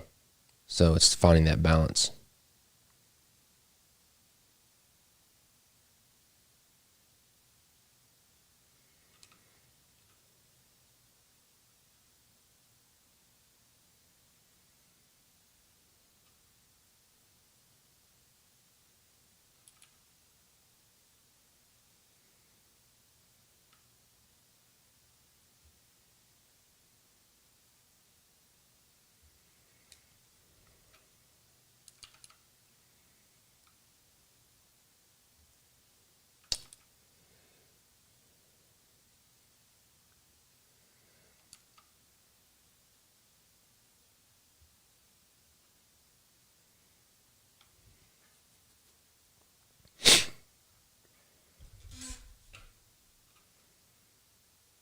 I'm sorry about that.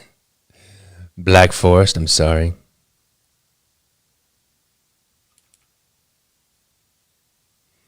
I don't know if you're being sarcastic or not, but sorry. I'm guessing by the laugh out loud that you are being sarcastic.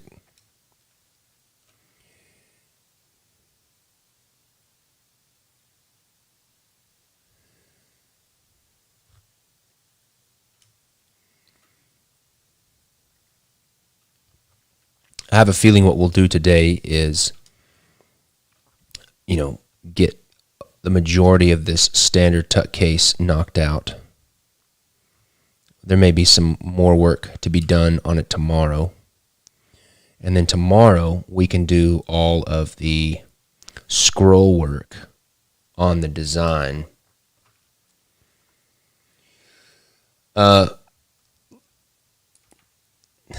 We can do the scroll work on the design tomorrow. C-Dub asks, Jackson, where did the book box idea come from? T11 did the Derek Brown deck that looked like a book, but not a book box. Let me tell you this. I did my book boxes before Theory 11 did it, but I was not the first one to do the tuck case that looks like a book box idea. I remember the first one that I saw was years ago. We're talking, this may be 2014, 15. I want to say it was called, I think it was called like the Black Book deck or something like that. I can't remember who did that, but it was called the Black Book deck, and it looked like a book. But even that person wasn't the first person that did the concept. I've seen the concept before, just in different packaging. The Theory 11 book box was nice, really good foiling. But as always, they phone it in on everything else but the tuck case, usually. But I digress. No, it was not me who did the book box first. The first actual deck of cards that I saw was that Black Book, but I know that it's been done before in different forms and fashions with packaging.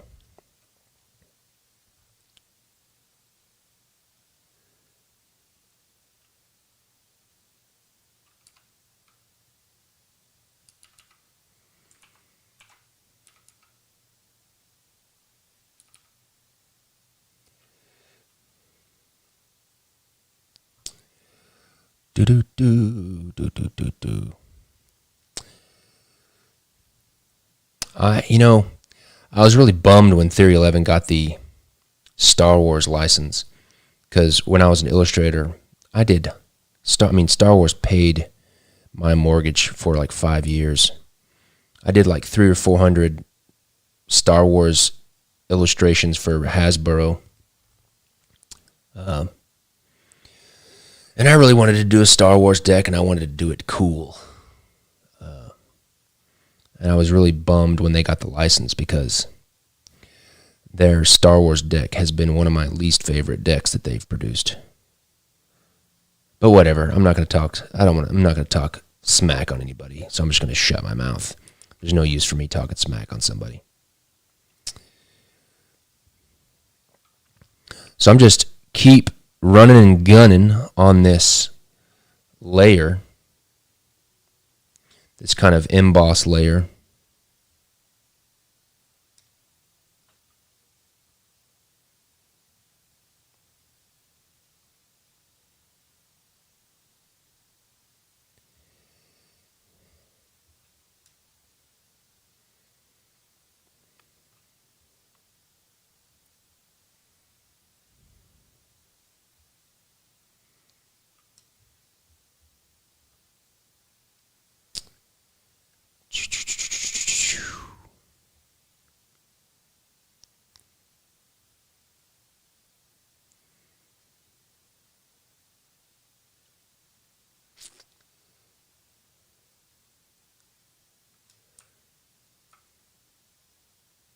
Yes, I'll be releasing a gilded version of this.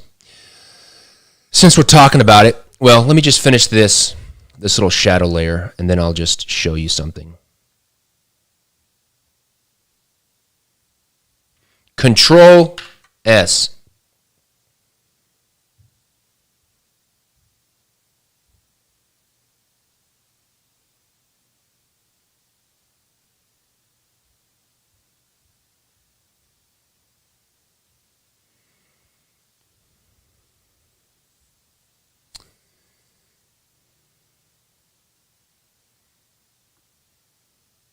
Well,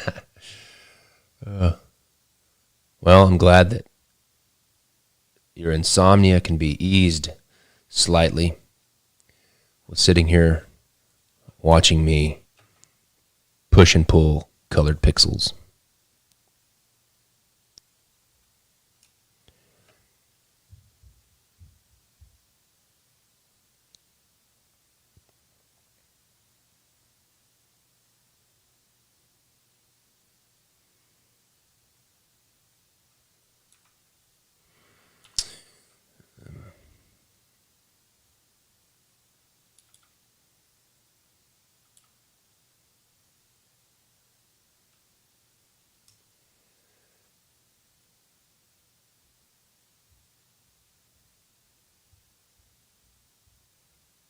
It does have an autosave feature. It just, I don't like, it's a smart thing to do, but what I have found with the autosave feature is, I may be right in the middle of something like I'm right now, and then it autosaves and it totally screws up what I'm doing. And I don't like that. So I just have to be responsible. I have to design responsibly and make sure that I save. All right, so it's looking good. Let me just see here. Let's bring down the opacity a little bit. And then let's find there's our highlight layer. I'm going to bring down that opacity a little bit. Okay, good. Yep, eyes on the prize is Lord of the Rings. That is for sure. Okay, I'm going to Control S. And just while I'm thinking about it, let me flip this over. Let me get my, where is it at? I get in my gilding book.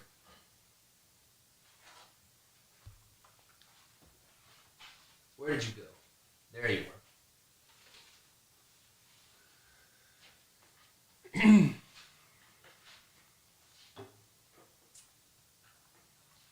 Stay right there. Don't go anywhere. Stay right there.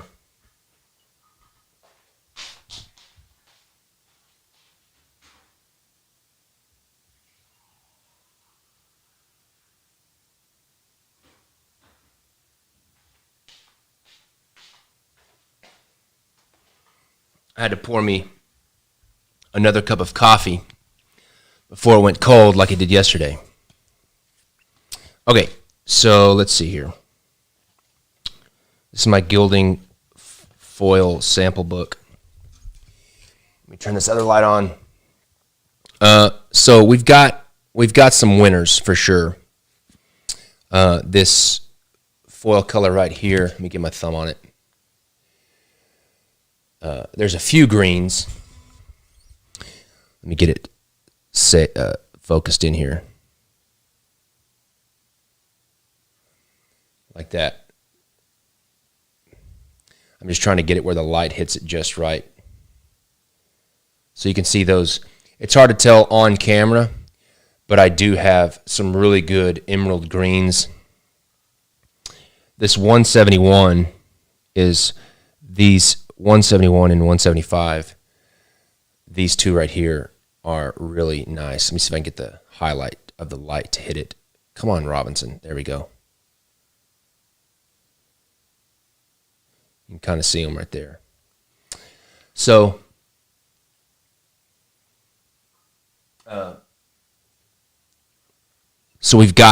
we have the greens. So don't worry. We also have this. I don't know if we're going to do this or not. I don't think we'll do this just because it's a little bit crazy.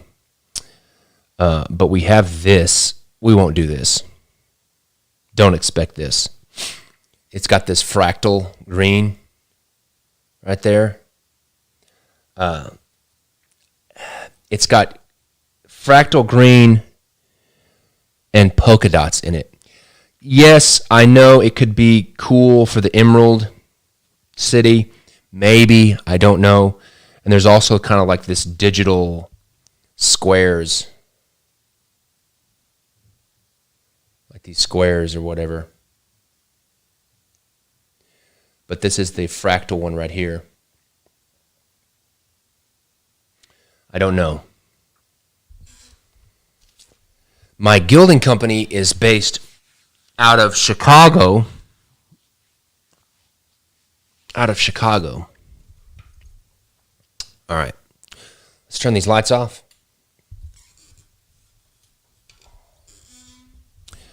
Wait. Before I get back to work, let me show you these shirts.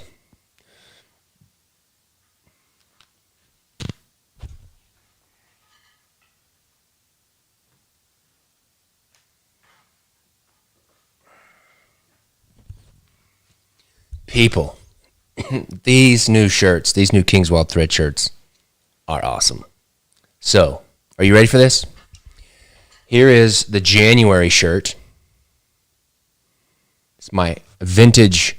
I had some flannel sheets that were like this when I was a kid. It's a cowboy western design with, cowboy shooting all kinds of different guns, little cowboy guns. It's got I got a Colt Peacemaker, a Sharps rifle. I have a Navy Colt, some horseshoes, but you can also see in between there is little spade, club, diamond, and heart pips.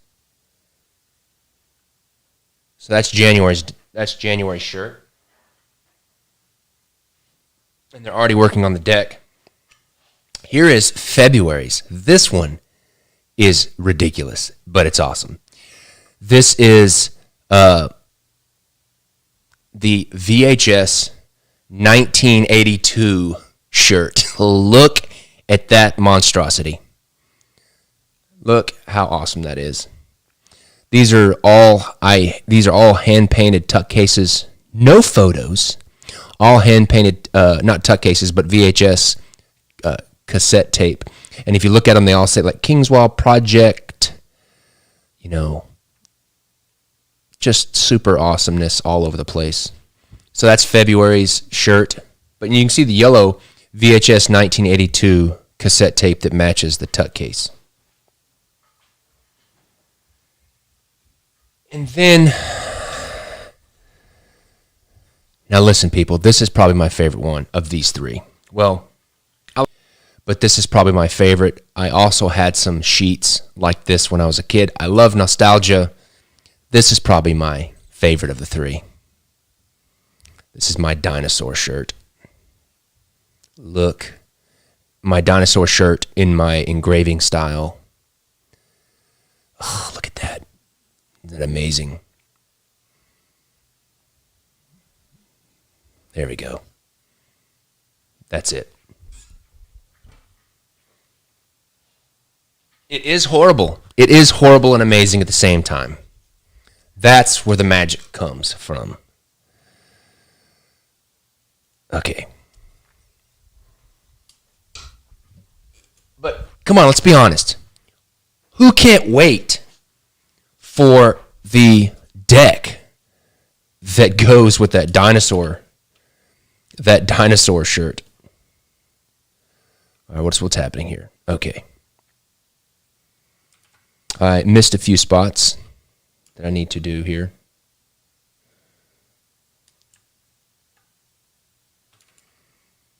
You know what?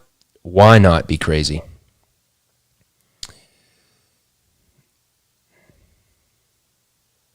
I just missed this little spot in here.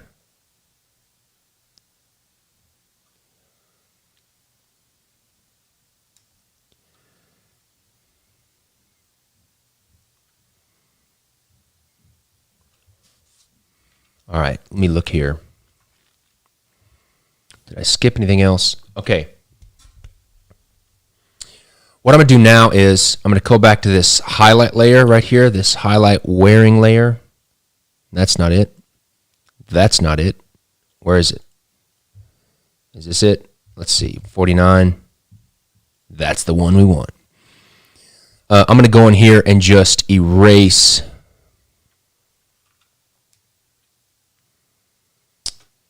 I'm going to erase right here on the edges. Actually, just right in here. Oops. Let me go back. I'm going to erase right here just to match up the artwork with the wear layer.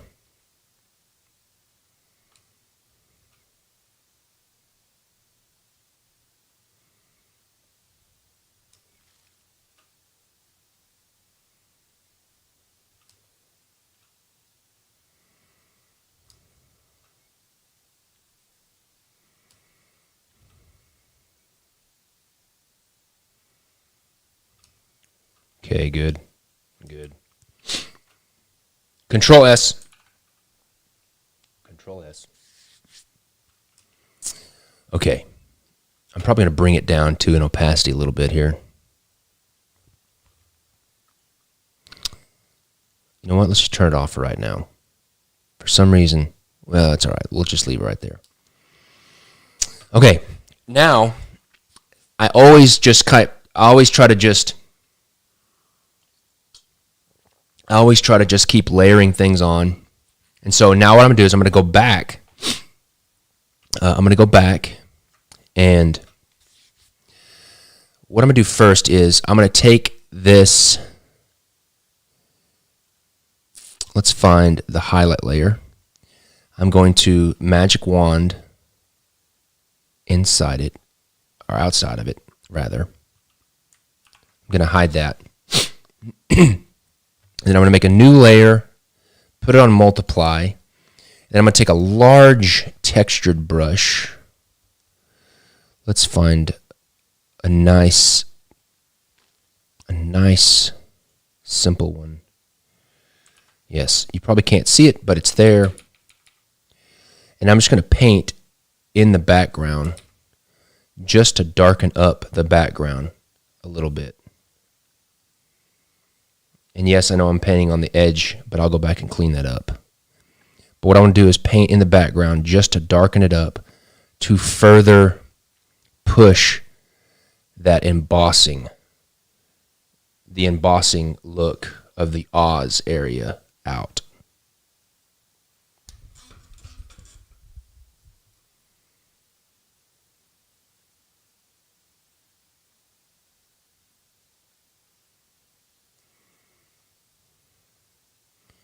Just a little bit more.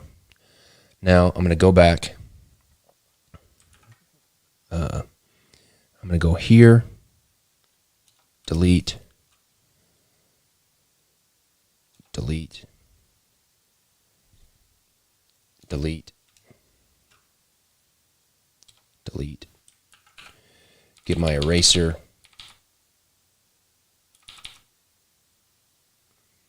Erase that. Good. Now I can bring it back. Let me just bring it back in opacity just to check it. Let me turn it on and off just so I can see the effect that it has. It is working. It's doing what I want. Okay. I need to do this side over there. I don't know what I'm going to do over here. Like I said before, I always neglect the tongue flap. That's just what happens. Let me just make sure I'm on the same layer.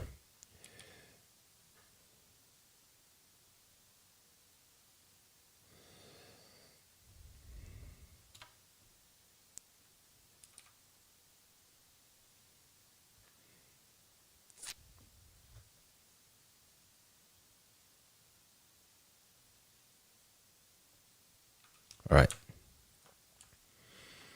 Okay, so now what I'm going to do is I'm going to come back, make a new layer, put it, we'll just go screen because overlay does not work on green like you want it to.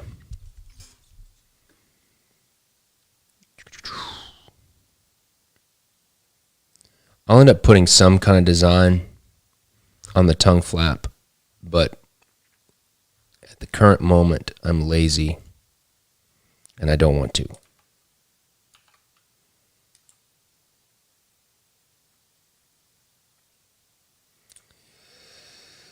All right, so what I'm going to do now is I'm going to go in and put let me see, screen, we want white.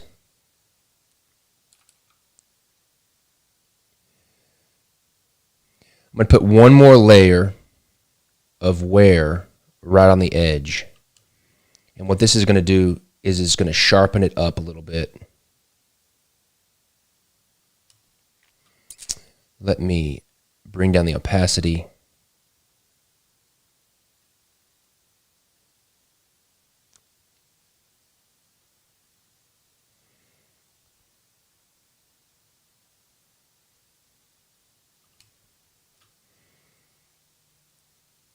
Let me see here. What is this color? Let's see if that will work.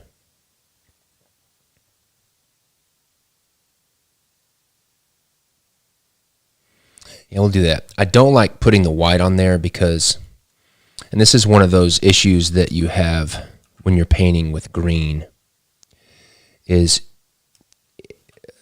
it's green and red, and I don't know if it's a coincidence or not. Probably is not. There's probably some scientific explanation for it, but green and red are complementary colors, and also green and red are, in my opinion, the hardest colors to paint on a computer. And also printing in CMYK, just because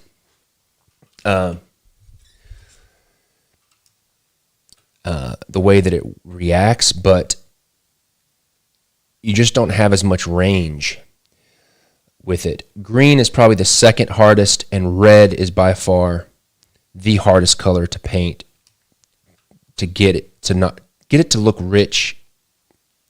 Because if you just go and put white on green or red, I mean, this is true with a lot of different colors, but especially green and red. No, now I'm going to just pause here. See this little, cut in the texture. I'm going to go with that, and I'm going to create a scratch right here that goes across as if something scratched it and created that notch. And then that means that I would need to have another scratch that continues right here, just to sell that idea that there was a scratch right there. But anyways, going back to what I was saying. And you'll see me do that with other stuff, like right up here in this little notch. But this layer that I'm doing now, this is kind of like a detail. This is like kind of like a detail. We're getting to the details now and making it look realistic in a way. But green and red are the hardest colors to paint, because when you start putting white on top of green and red, it has a tendency to look real chalky. And I don't want it to look chalky. And you'll see me doing these. This is just me kind of like ad-libbing and just putting some wear and scratches here and there. What does this look like?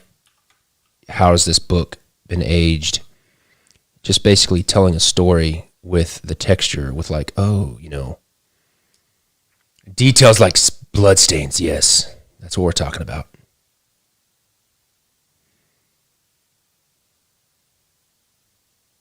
It's like these two scratches right here. I'm going to play those up and add those into my texture.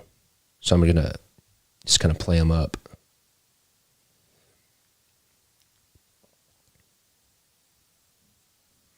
And see like this big scratch right through here? We're going to do the same thing with that. We're just going to play that up.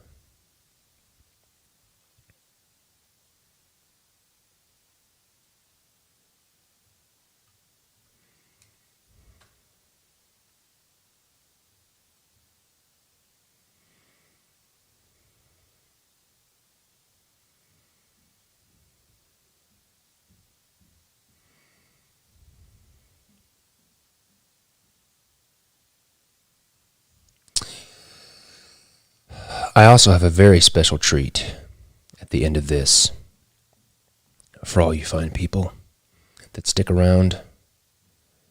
A very good treat.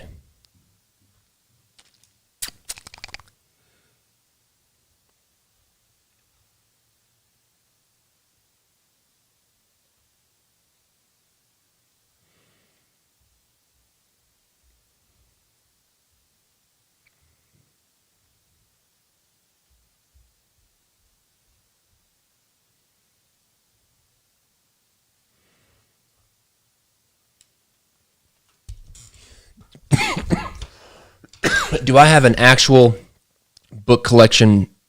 Yes, I do have a book collection, but I don't have necessarily very many.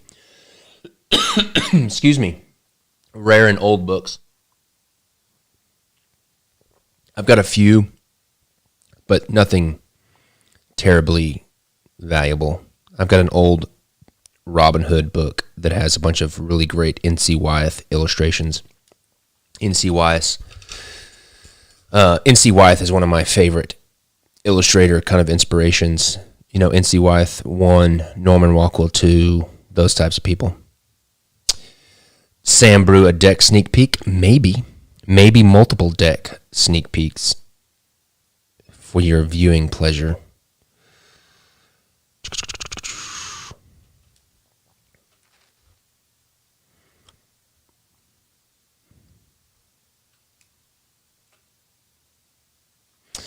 Is there anything to expect about shipping when it comes to European customers?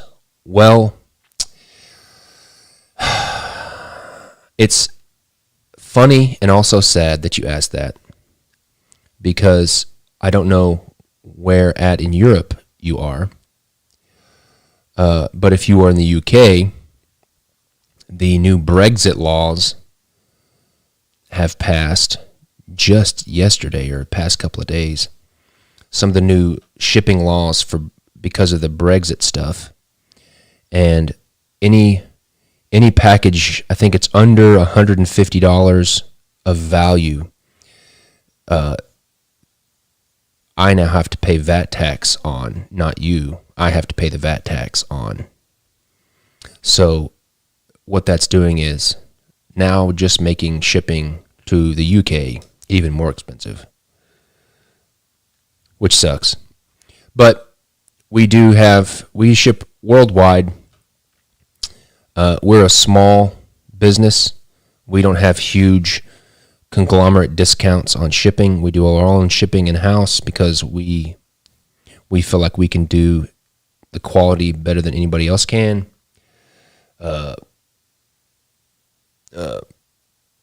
So we do ship worldwide, but we're pretty transparent about shipping costs. It's expensive to ship worldwide. That's really all there is to it. We do have a delayed shipping program that you can enroll for if you are international. We have been offering the delayed shipping to domestic people, but that's something we are going to be we'll be discontinuing the delayed shipping for domestic people, because I think we've remedied that with the free shipping over $50 that we offered, that we're going to go back to in January when the free shipping for all U.S. orders is over. So if you are international, I would say you can enroll in delayed shipping. And what delayed shipping is basically you get enrolled, we make you a little bin in our warehouse, and then we save. You can order and use your delayed shipping discount code to not have shipping charged. And then at the end of every quarter or so, we will package all of your items that you've ordered over the past quarter, and then we will send you a PayPal invoice for that shipping price of all those decks put together. But that's how that works. Shipping is just no fun. No fun at all for anybody unless you're Amazon. And then you can strong arm everybody and do exactly what you want. So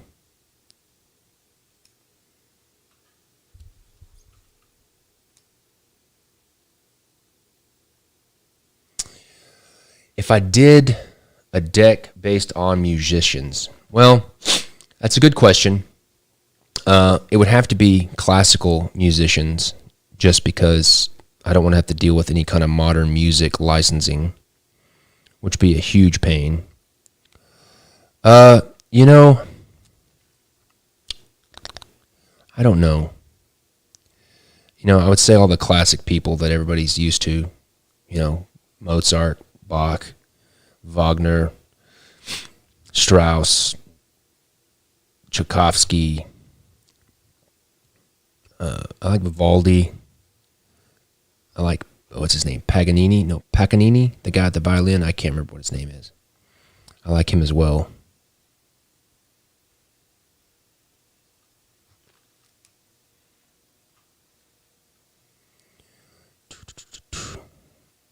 Thank you, C-Dub. That's why we like to do our shipping and fulfillment in-house, because we have control over the quality. Chopin. I like Chopin. Yes. And that line from Tombstone comes to my head. And shipping is only going to get, the shipping prices aren't going to get any better. Licensing aside, I don't know who I would pick. That's a super broad question. It really depends on the mood I'm in. You know, I grew up listening to Metallica, heavy metal, all those kinds of bands. Then, as I got older and I started to lose my hearing, I started listening to much easier stuff. I listen to a lot of electronic stuff now. A lot of cinematic game soundtracks.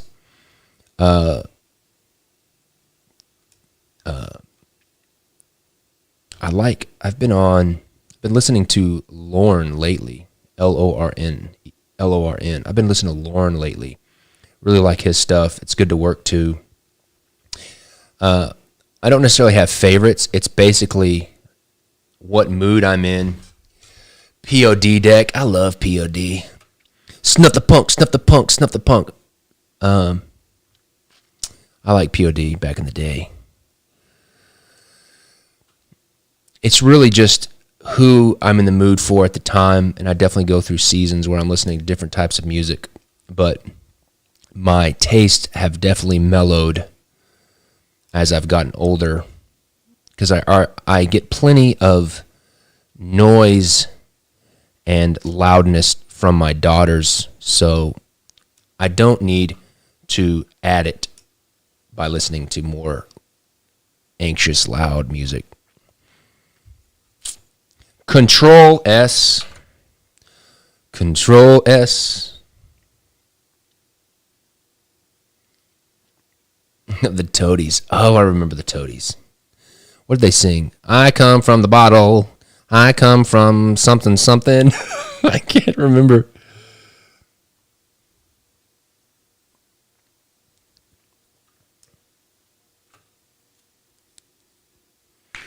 How would you go about getting a deck commissioned by me? Well, it's pretty simple, really. Just email support@kingswildproject.com and give us the lowdown on what you're thinking. And Amy or Desi will communicate with me the details, and Nick as well. But when it comes to commission deck, I'm going to be straight up with you. I like drawing my own stuff, and I'm very busy. I'm very busy drawing my own things. And I do commission decks. But it's really got to be something that, it's got to be a subject matter or a product that, I'm interested in. Like if you own a whiskey company or a beer company or something like that, or a tobacco company, the answer is probably going to be yes, because I like that kind of stuff. But if you want me to, design a deck for your wedding and print 50 decks, it's probably just not going to work. And I'm not going to sit here and BS you and sell you some goods that aren't going to happen. It's just got to be something that I'm interested in and, inspired by. So, but the way you do it is you email support@kingswildproject.com. That's how it happens.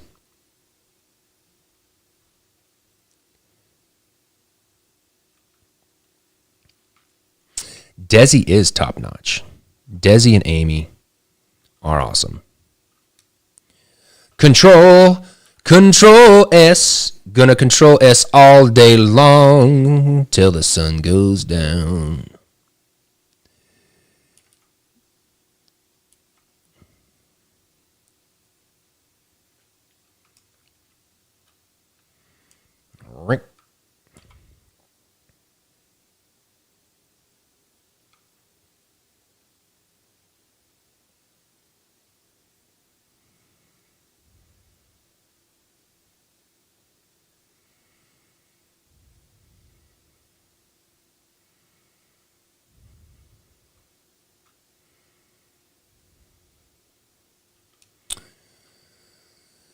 Let's see here. Looking good. Really feeling good about this tuck case. You kind of get in a zone and you just start doing it. I'm really liking this tuck case. It's going to be great. You all should buy thousands of them.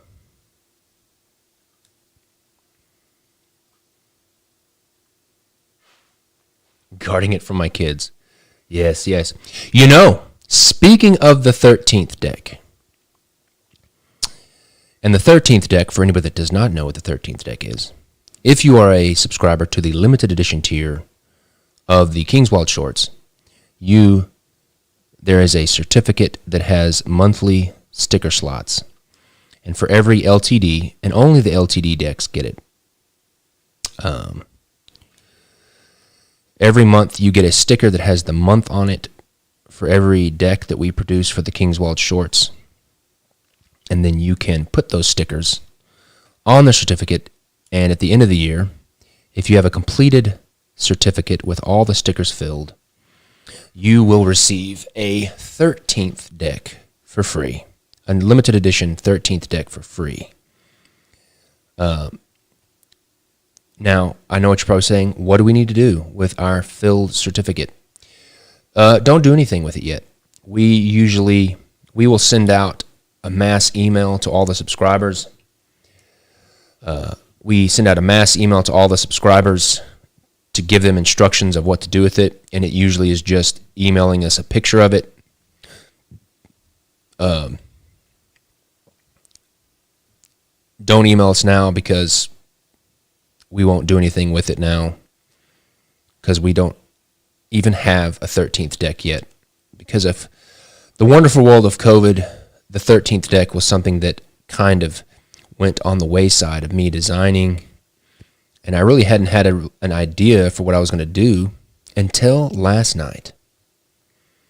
And I was thinking about what I could do that would be interesting and very cool. Because one thing I like about the 13th decks is I feel like it's an opportunity for me to do something really different. Like last year I did the Edge of the Gizzard deck, dedicated to my grandfather. I can stretch, sorry. Let me just check here. Is that it? Have I done all the stuff? No. I'm missing one little piece. The 13th deck. So I've been on a sword kick for a while. And it started, I've loved swords for a long time, but I've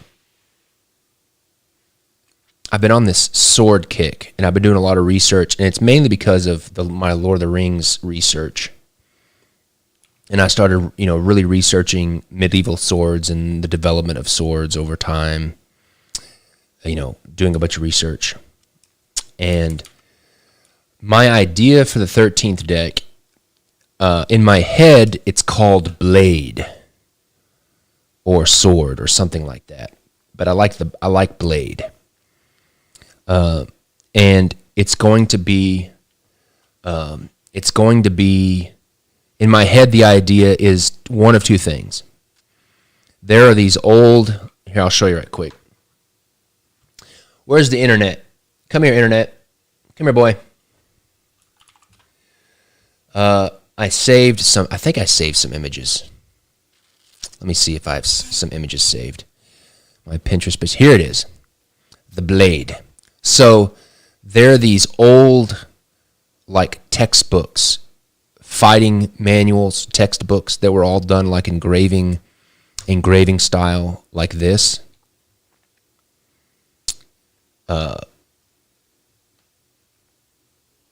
That taught people how to fight with swords and such.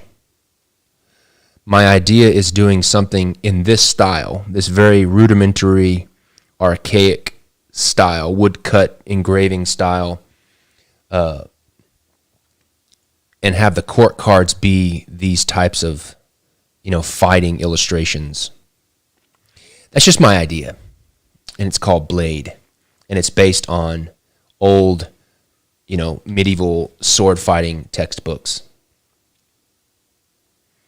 That's my idea. Whether or not that make that the 13th deck, I don't know. I may make it another deck. We'll see. That's just an idea I had last night.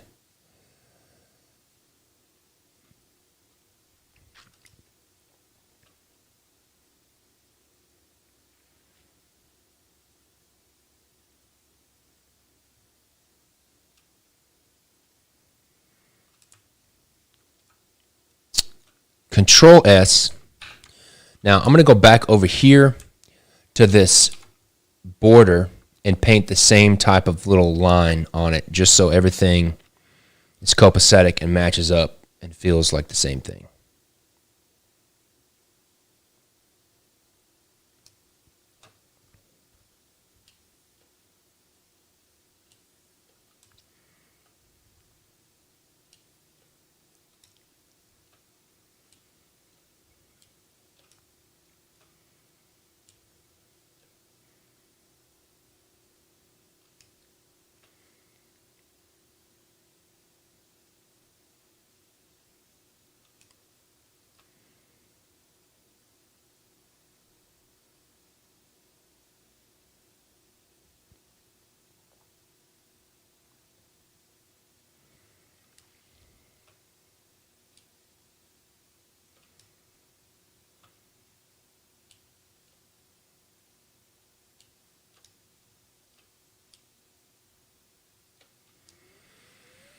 Don't forget the tongue. Oh, Eric already has one.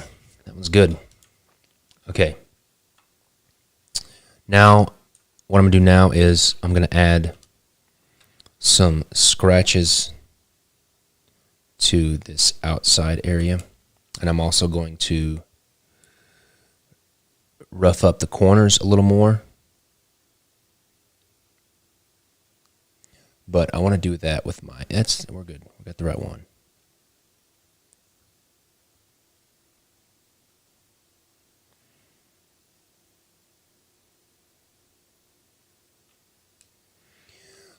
The release date for the Oz deck, and that reminds me, somebody asked something about the table players.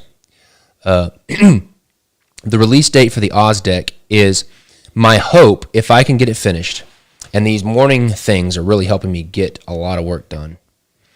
My hope is to finish this deck as soon as possible so that I can get it turned in. And the hope is that this is March's subscription deck. Because January is Sherlock Holmes. February is going to be the foiled Federal 52. And then I would like the Wizard of Oz to be the March deck so that I can do a Federal 52 release and then a story deck, a Federal 52 release, a story deck. That's the idea. So many things are weird right now still, and I hate blaming COVID, but that's what's going on. Everything going on right now, everything is delayed, especially manufacturing, supply chain lines and supply lines, all that kind of stuff. So really, anything is up in the air. I've got the Federal 52 decks finished and in production, so if I have to, I can release 2 Federal 52 decks back to back, but that's not optimal. That's not what I want to do. But if I have to, I can do that to maintain releasing a deck every month. But the idea is for this deck to be the March subscription deck. And then it'll be followed up by the foiled gold certificate. Now this area right here is going to have lots of wear because it's a externally facing corner, so it's going to get a lot of wear, and it's also where people's hands are. But I'm just going to do a little bit for right now because it's a lot of the same, and I'll go back and do more of it in a little bit. Speaking of table players, that's correct. I appreciate that you like that. I like Volume 6 as well. I had originally wanted to do 12 Table Players deck. And for anybody that doesn't know, Table Players is another subscription service that I have that's the decks of cards inspired by like 1950s, 1960s cigarette packaging. Let me see. Where's this at? It's on the top. I want to put it right there. There we go. It's inspired by 1950s cigarette packaging. I did 6 this year, and it's an every other month subscription.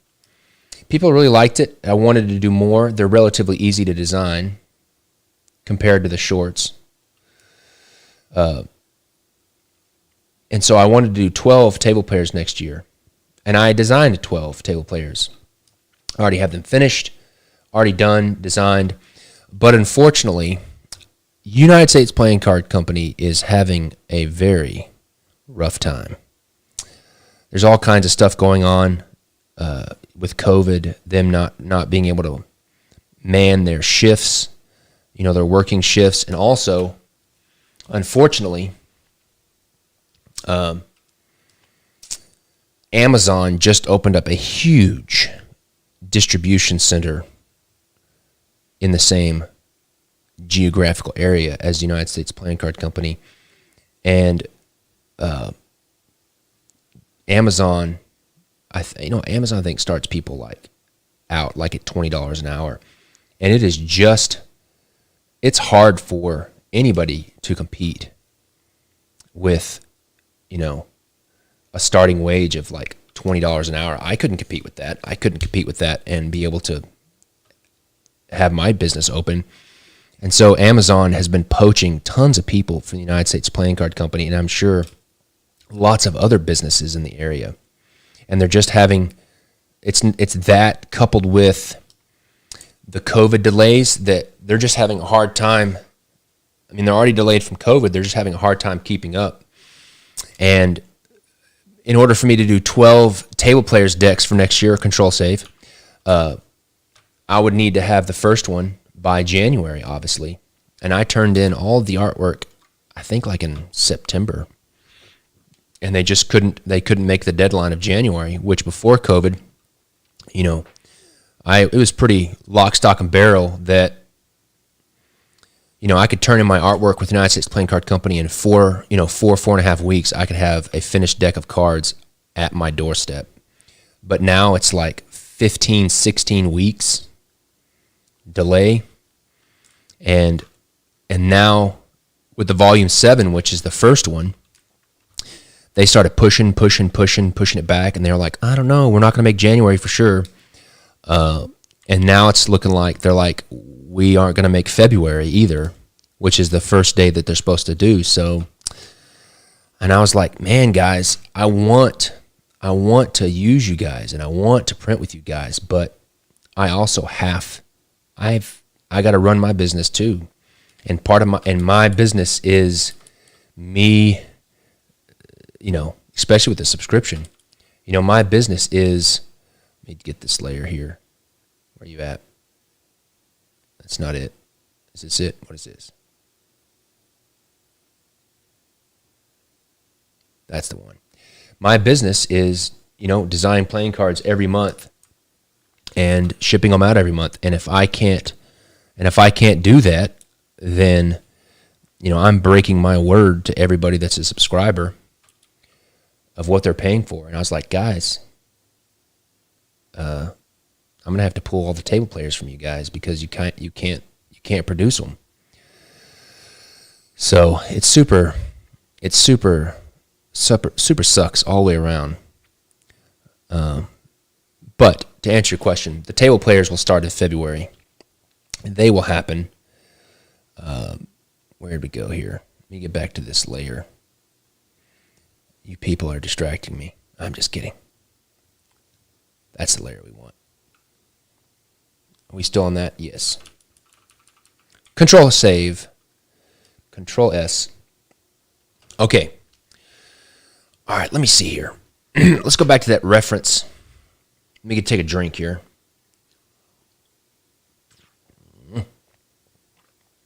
Okay. want to find, I really like this. What I really like about this,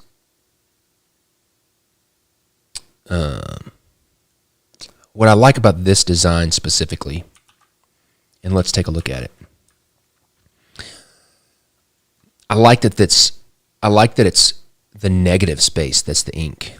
I like that a lot. So I'm just gonna file that in the back of my head. I love the new cardstock. I know it's thick, I know it's stiff, but I love it. And I know a lot of people don't like it, but I really like it. It makes my art look awesome. So what I'm going to do now is I'm going to go in this negative space. I'm going to go in the negative space, and what I'm thinking is have like a dark, almost like a secondary deboss that goes in even further. That's like a dark ink that creates like a floral design that's really going to make this pop. I like this. I like the way they're doing these leaves. So I'm just going to put that right there. I'm going to put that right here just for reference. I really like these kind of leaves here with this kind of flower. It's pretty good. And as you can see, if I dissect the way that they've constructed this, you can see that, you know, you've got a spine. You have a spine for the structure like this, and then everything is filled in around that. And so that's what we're going to do. So I'm just going to paint in black right now. I'm going to get me a nice hard edge brush. Okay.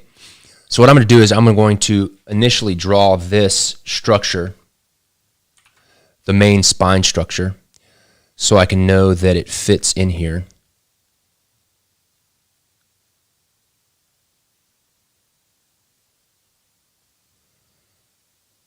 Okay, let me not be amateur about it and draw a nice ellipse.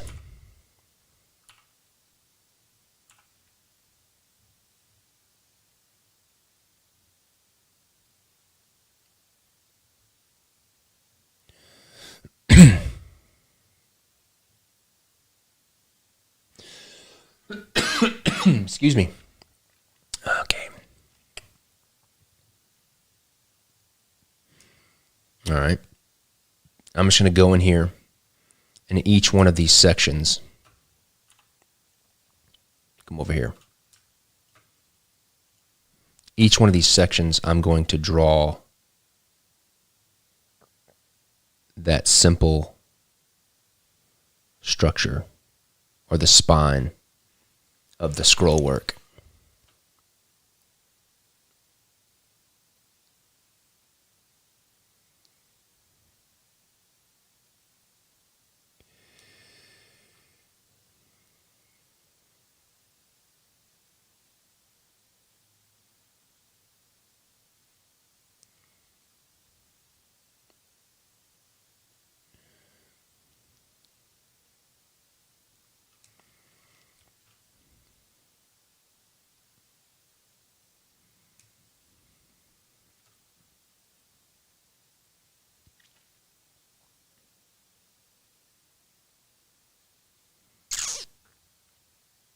Excuse me.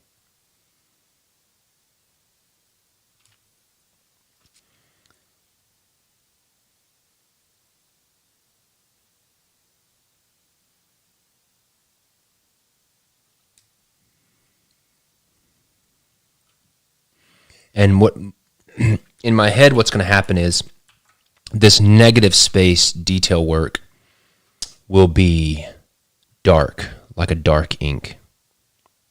And when I say dark ink, I mean as if the people that made this book in the land of Oz or wherever, they printed this area with a darker colored ink. And then the gold foil accoutrements. Let's use that same. Let's use the same design here for this other side as well.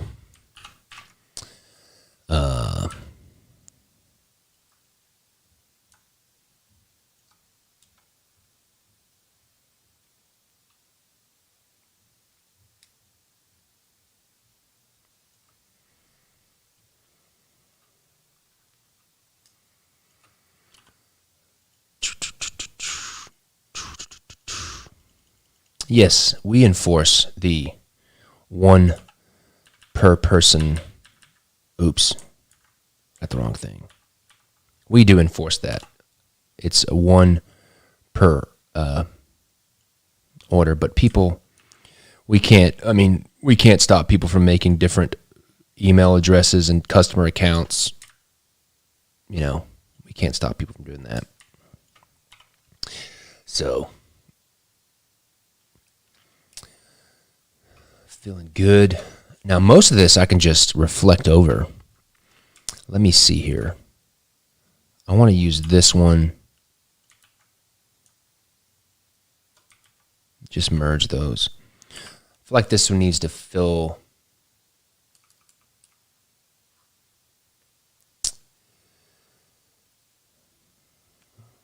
I think this needs to fill the space a little bit better. So we're going to make it a little bit bigger.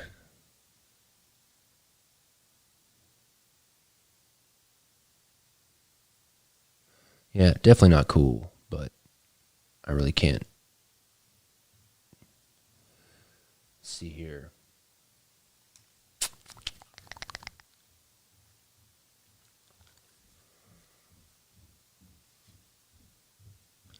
There we go. Yeah, that feels better. See you, Sam. Thanks for coming. All right, so from there, let me just duplicate this because I can, and it's gonna be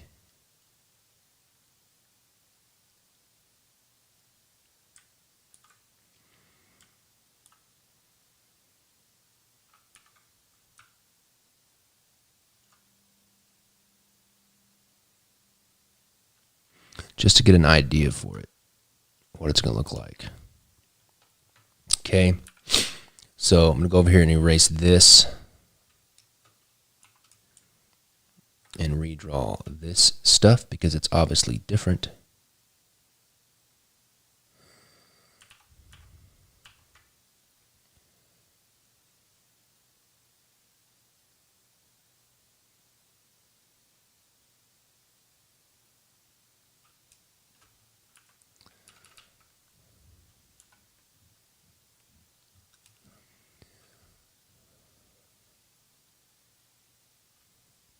Yes.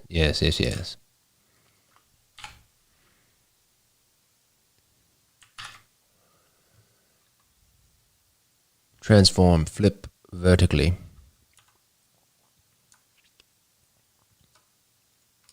Okay. Good. Let me make sure that's all in one layer. Nope. That's the wrong layer. I want this and this. Okay, and I want it with that layer.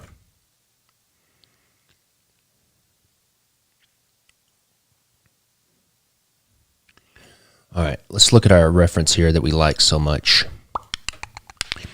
So you can see that it's got, I really like these open flowers and then these kind of profile flowers. Very nice.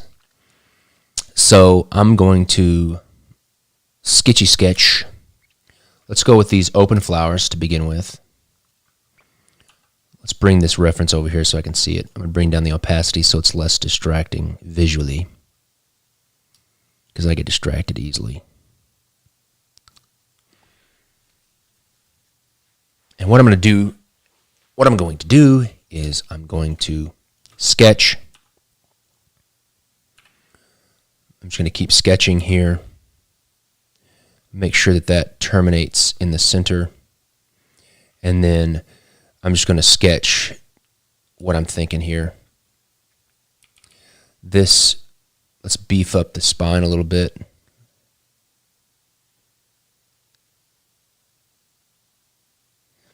So we have something to work with.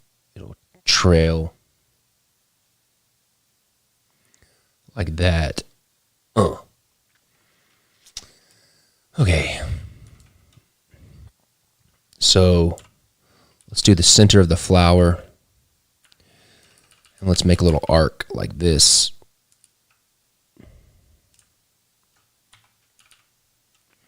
And this is not final. This is just me sketching it. to get an idea.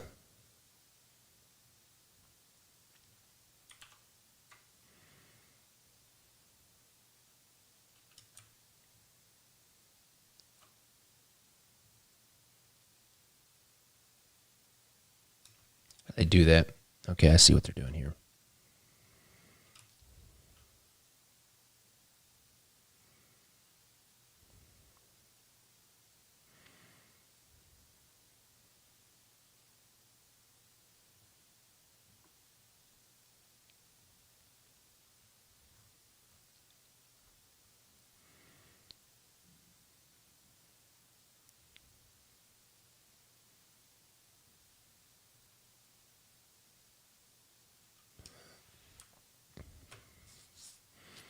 So that's one of the open flowers.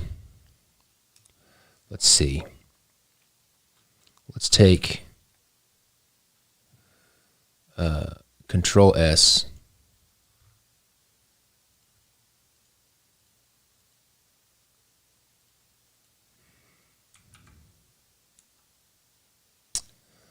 Oh no. I think I've done crashed again.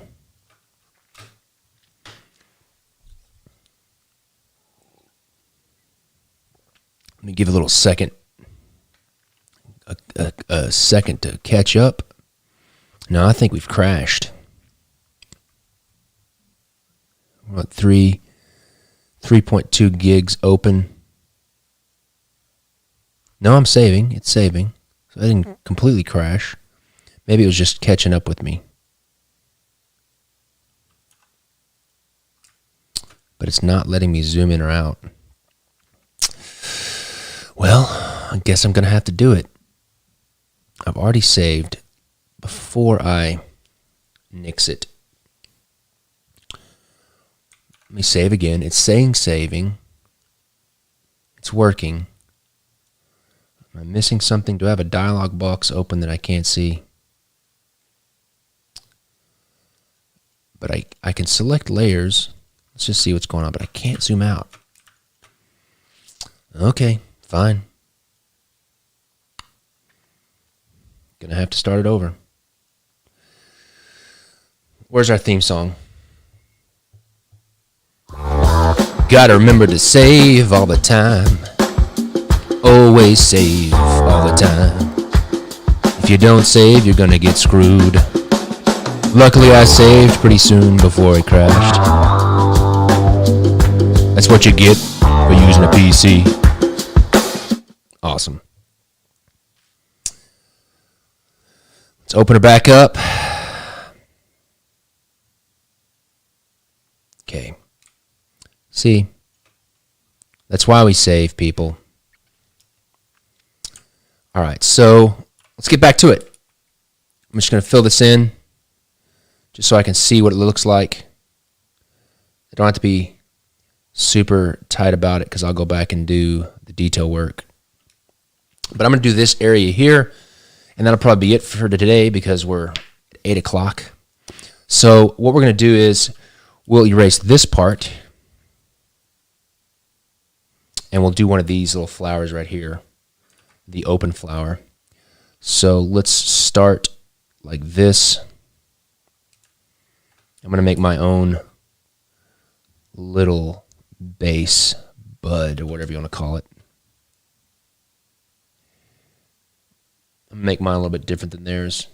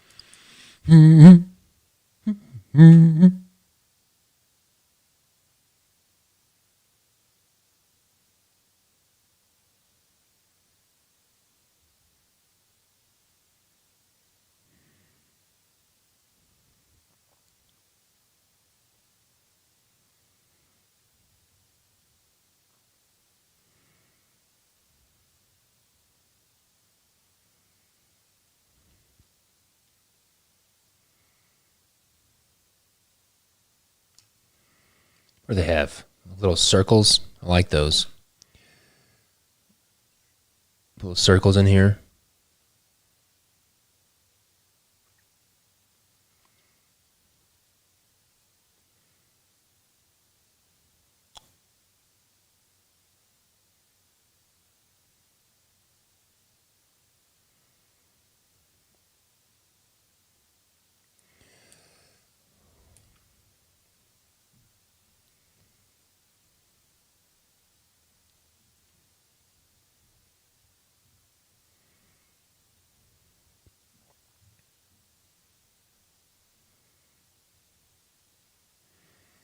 Yeah, this is going to be awesome. Sorry. It's going to be awesome. I just know it. I kind of like that just as much. Let's put a little vein in here.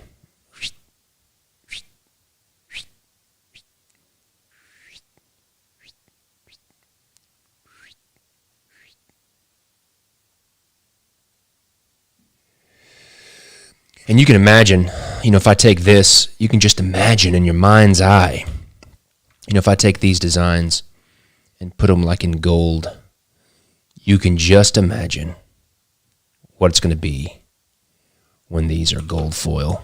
Oh, they're going to be awesome. It's going to be great. It's going to be awesome. All right. So I'm going to do these little leaves. I like these little berries that they have coming off. And so I'm going to draw. Let's see here. Okay. So I'm just going to do. How do they do this? Okay, so it's like a an S shape. Noted. And I also like how they don't connect either. They're kind of floating. I like that. Let's do that. So it's kind of an S shape. Which way does S shape go? Towards the middle.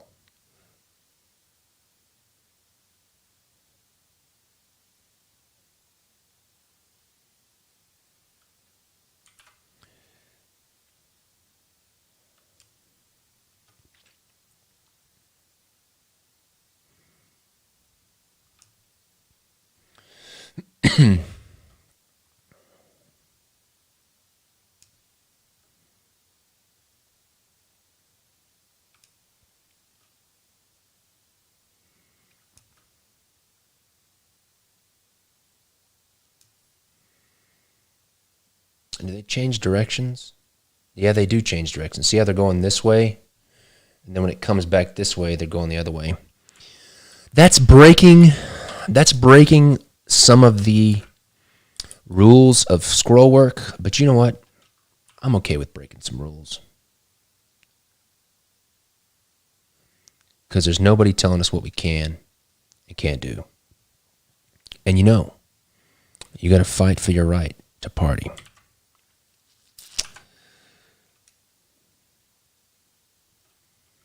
All right. And it looks like it's an S curve and then it splits into like a little two-piece thing.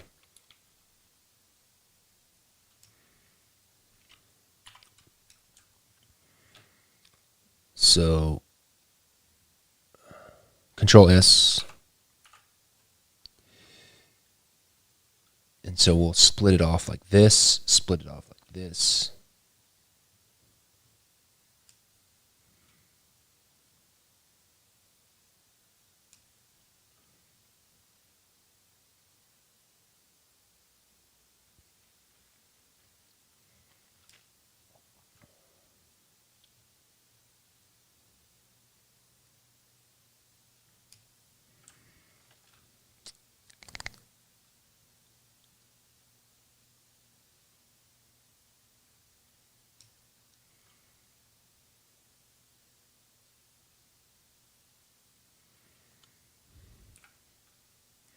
What's up, Cedric?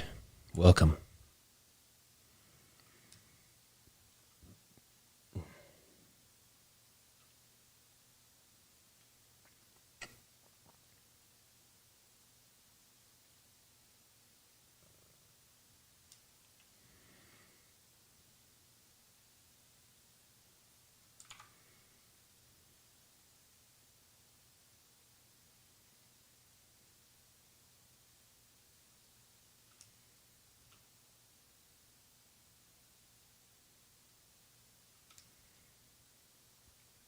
Good morning. Good morning.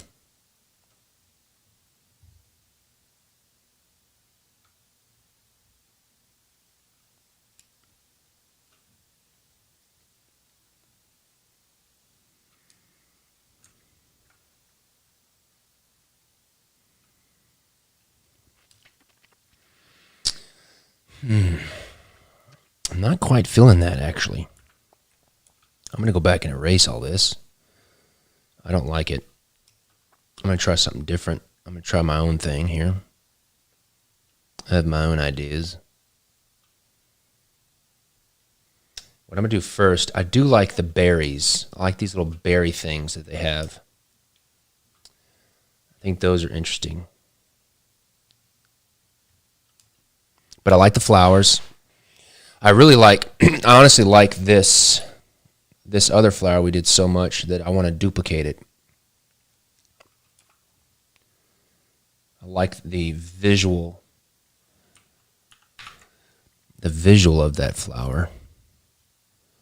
Let's flip it horizontally.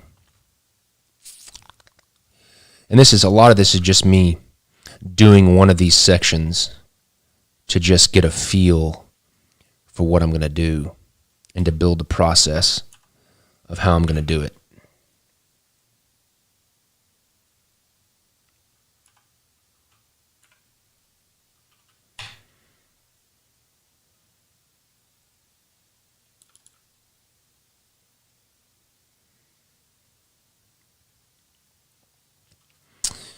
All right, so let me look at this.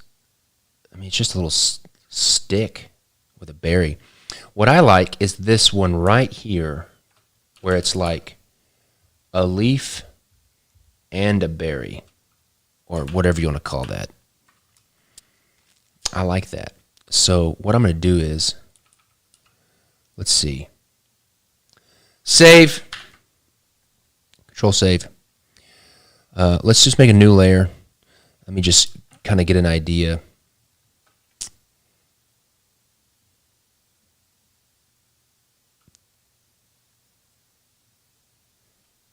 Got the berry on top. Maybe have like 2 axes. There's the stem.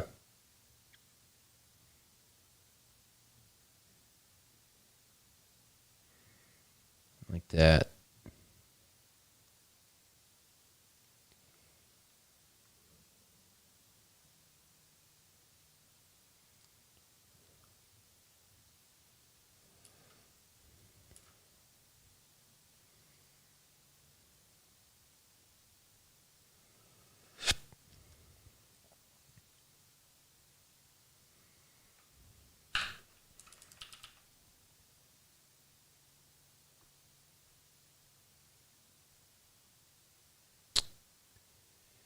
Yes.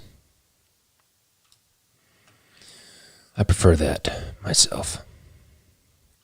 And then we'll give it a single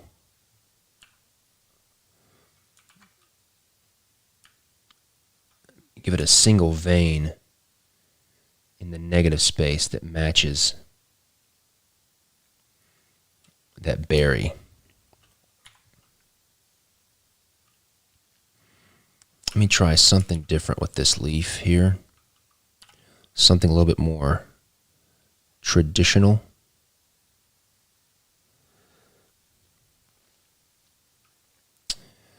Yeah.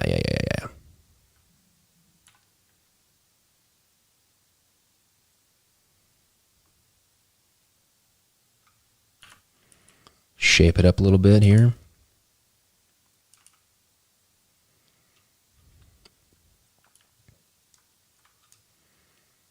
Okay, I like that.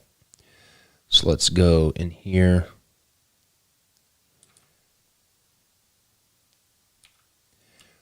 Got our process. Let's repeat our process.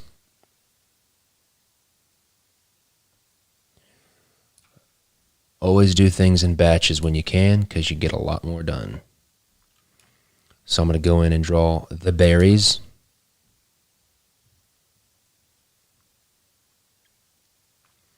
the pistols.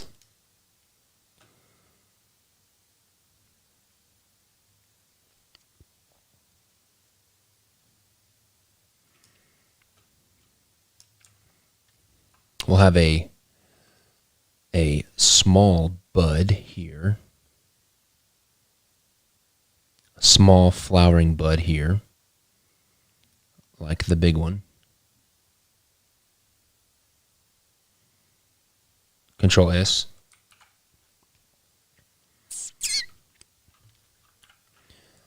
Have our little detail things there.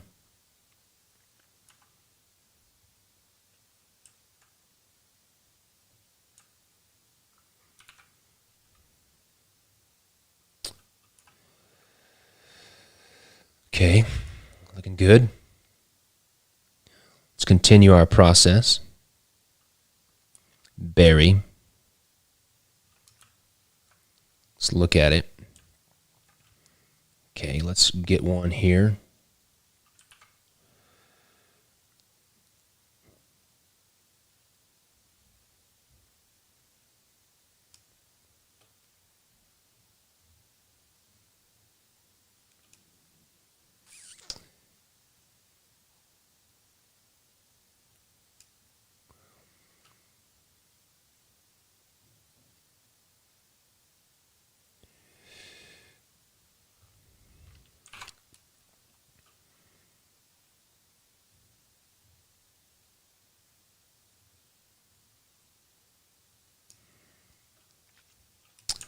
Have another flowering bud.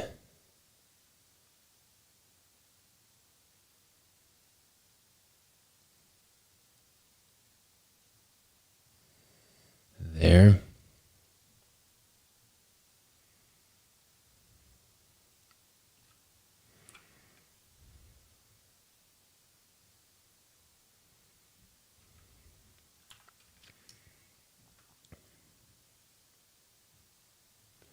Berry. Berry. And berry. Then maybe we have a berry there that fills that space.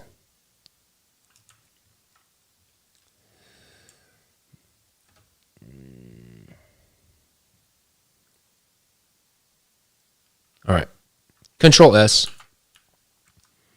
Let me get this right side up. Now what I'm going to do is, as you can see, I have 3 leaves. So part of my process now is I'm going to start the base and draw the spine of each of the leaves in my leaf systems.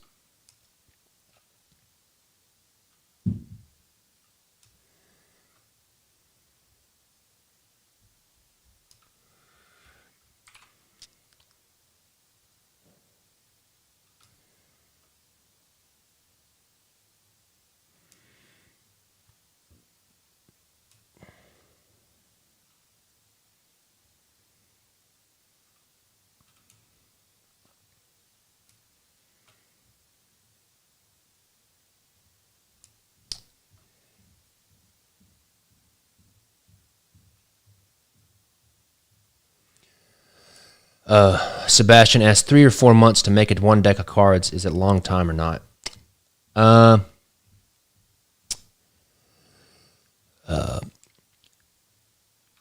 It really all depends. It kind of depends on who you are, your level of experience, how proficient you are at what you do. 3 or 4 months is not a long time if the last deck that you made took you 6 months. And another thing is, like, the time it takes you is relative to what your goal is and why you're doing it. For me, designing playing cards is my living, and so I need to be very proficient at it. And part of that proficiency is, and at the same time, me having to design a deck of cards every month just, makes it to where I have to be proficient. And so my end goal is the fact that I need to have a deck of cards designed every month. And so I have to be fast. So for me, with my end goals, 3 to 4 months would be a long time. But at the same time, you have to also realize that I've been doing nothing but drawing playing cards for the past, 7, 8 years. So my proficiency and experience level might be higher than yours. So it's kind of a relative question. If you have a deadline, then if you have a deadline that's 2 months and it takes you 4 months, yes, that would obviously be too long. So it's all relative. Robert Wright, what is up, my broheem? It's good to see you here. Robert, this is going to be, I am just sketching this design. Just getting it blocked in. I'm trying to figure out what I'm going to do for this background area. And at the moment, I'm just really roughing it in. What's probably going to end up happening the whole thing is going to be a matte, uncoated paper for sure. Like Robin Hood was, like Beowulf. The black areas that you see here will just end up being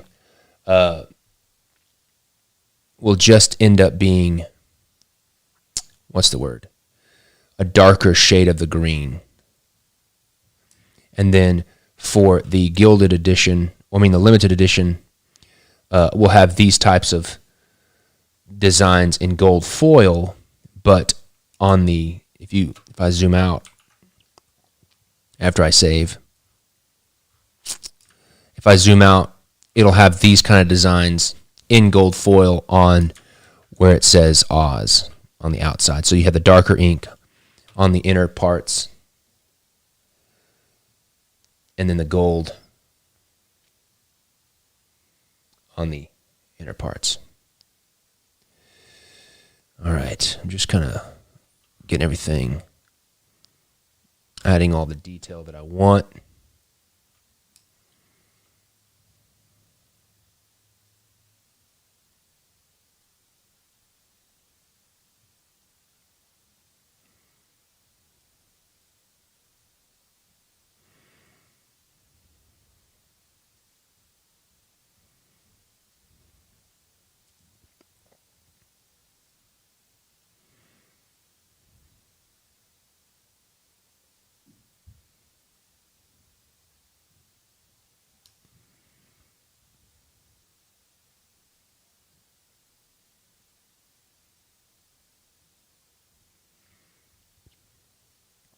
Yeah, I could make these filled up. I could make these poppies, or I could say they're poppies. I could make these little red berries, little poppy flowers that would go with the Wizard of Oz. Got to be careful on adding red because that will definitely change the dynamics of this tuck case dramatically because red is the complementary color of green. And it would definitely change things. But it's not a bad thing.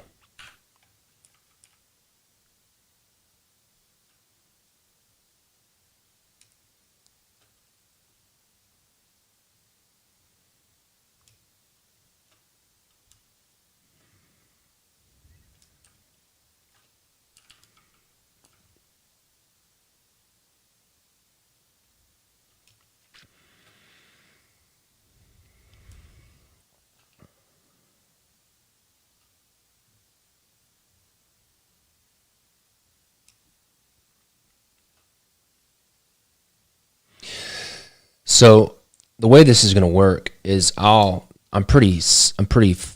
pretty solid about this process of making these leaves for this negative space and also for the subsequent gilded areas. The foiled areas.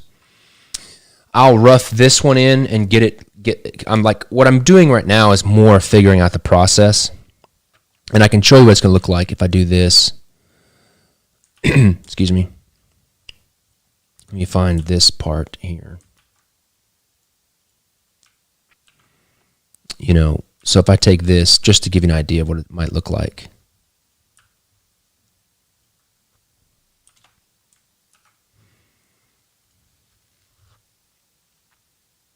So we'll take that kind of same process, and then it'll be debossed, and then I'll create a new layer on top. But I've just created about 6 hours of work for myself, which is okay. It'll probably end up I'll just do a little section to give you an idea. Very quick section.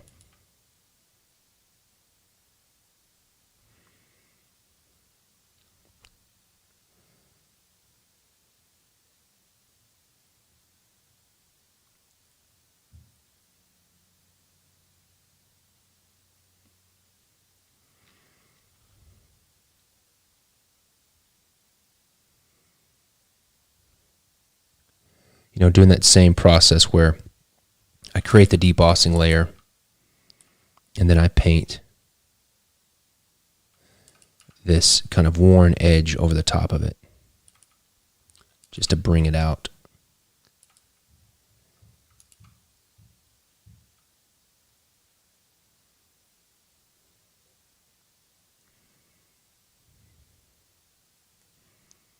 I'm just really roughing it in because I want you people to see what's in my brain right now.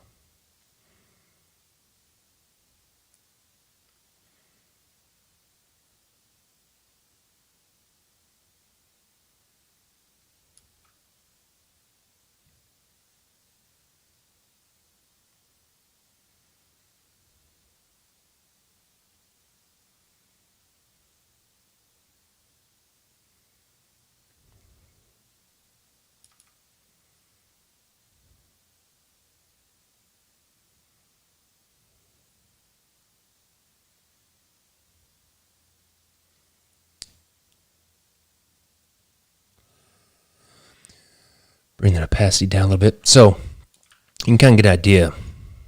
I'll probably make it more, come over here. Probably make it more subtle than that. Let's bring it down a little bit.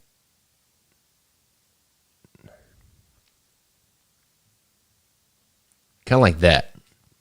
So if you look at this area that I've painted here, that's kind of what, oh my goodness, there we go. This area here is kind of show you what that whole background will be. And then for the standard edition, I'll have all this background. So tomorrow, you can be sure that all we will be doing tomorrow is drawing all of these areas with all this detailed scroll work tomorrow. So you can be ready for that. And then the Oz area will remain for the standard edition. It'll just have the background detail work. Let me Control S. It'll have the background detail work.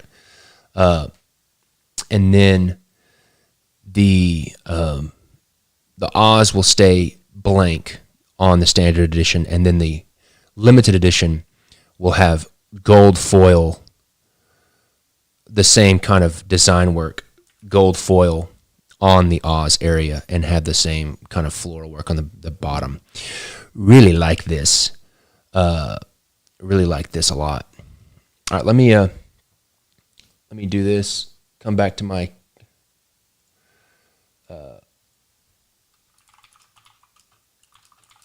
my crew is all waking up, and they're asking me questions, but it's okay. Let me turn my light on. The last thing I want to do is show you guys some goodies. Take a little drink of my cold coffee. C-Dub asks, is there's new golden tickets in table players or for 2021, and does 2020 golden expire? Yes, the golden tickets for this year do expire. But it basically but like 3 golden ticket decks have been claimed.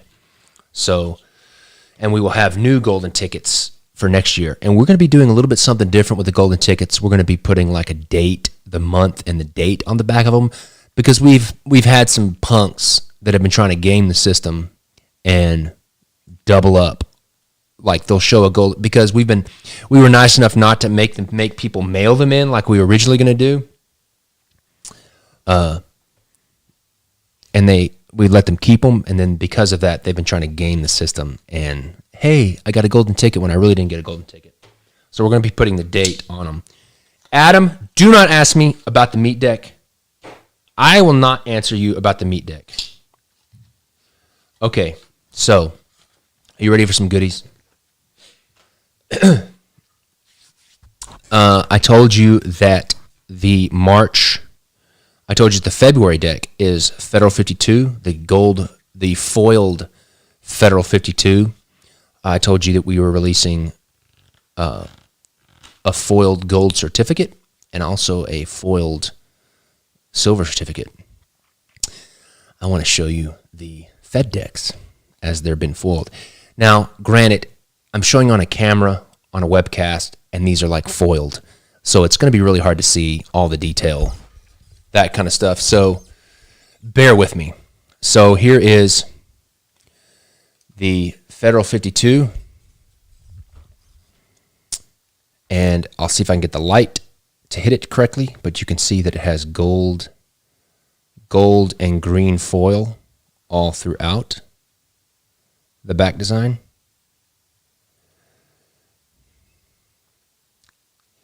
Try to do it again. This is very hard to do. There we go. You can see the gold foil. And as well on the faces. See the heart with the gold foil? And then there's gold foil on the treasury seals, green foil. And then you can see the gold foil. This is horrible. It doesn't look very good on this camera. And it's hard to focus, but I'm going to show you anyways. You can see the gold foil in the border. Let me show you another card. Here's the Joker. Oh, look at this. Focus. It's got that foiled radial pattern behind the Joker, and it's got the silver. If you can see it, if I can hold my camera still, see the silver foil and gold foil, two foils. Look at that, gold and silver. There's silver and gold, silver and gold, and then also if you look at that treasury seal, it's green foil. The green foil doesn't show up as well on the camera. Let me show you a court card. Well, let me show you an index card to show you how I did the foiling on the index cards. Same artwork as the original Feds, but watch the borders of the pips. They all have gold foil surrounding all the pips. There we go. Then here is the King of Spades with gold and green foil. Let me get it to focus. Watch carefully. There you can see the gold foil all throughout the design. It's tasty. I'm trying to do my best to show you on this on my live stream here. I'll show you one more card. Here is the King of Clubs, Old Washington. And then at the same time, you can see the gold foil. Okay, there's goodies number one. Are you ready for goodies number two? Let's do goodies number two.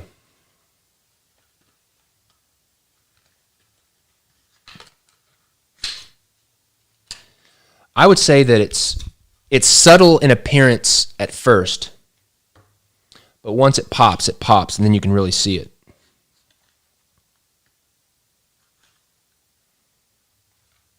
So, well, I don't want to show you this one yet. So, February is Federal 52, and then hopefully April, because I released Federal 52 first, then I released Gold Certificate, and then hopefully in April, you will see this. The orange foiled gold certificate, because the original gold certificate was orange, and so we did a orange foil. If I can get it, there we go.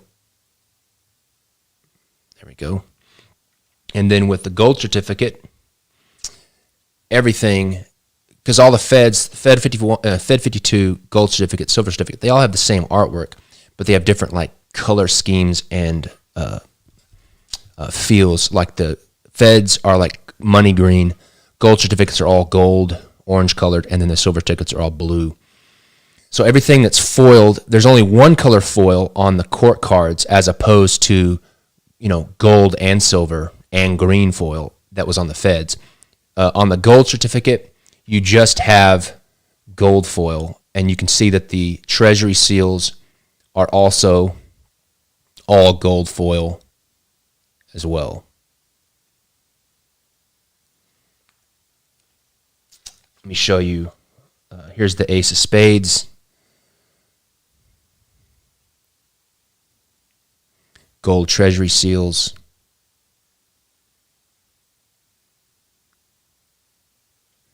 Yeah. And then here's the other Eagle Joker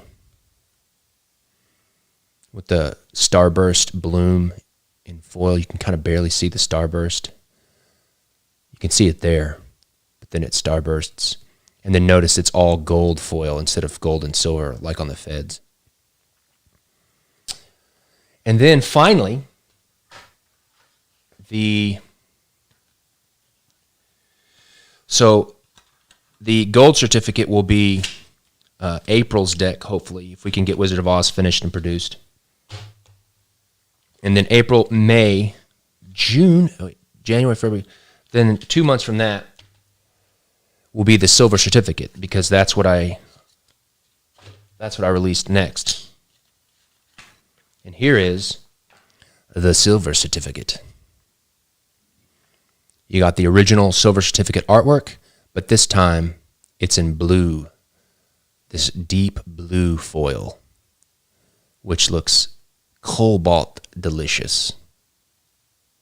I know it's hard to show it on this camera. Come on, focus. There we go. But blue foil. And then everything that was gold, because like I said, the artwork is the same. Everything that was gold foil is now silver. Silver foil.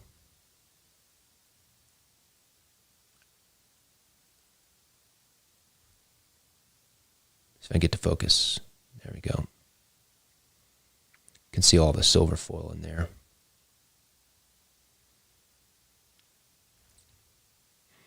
It's way better than Metalux. Here's the King of Hearts, old Abe Lincoln.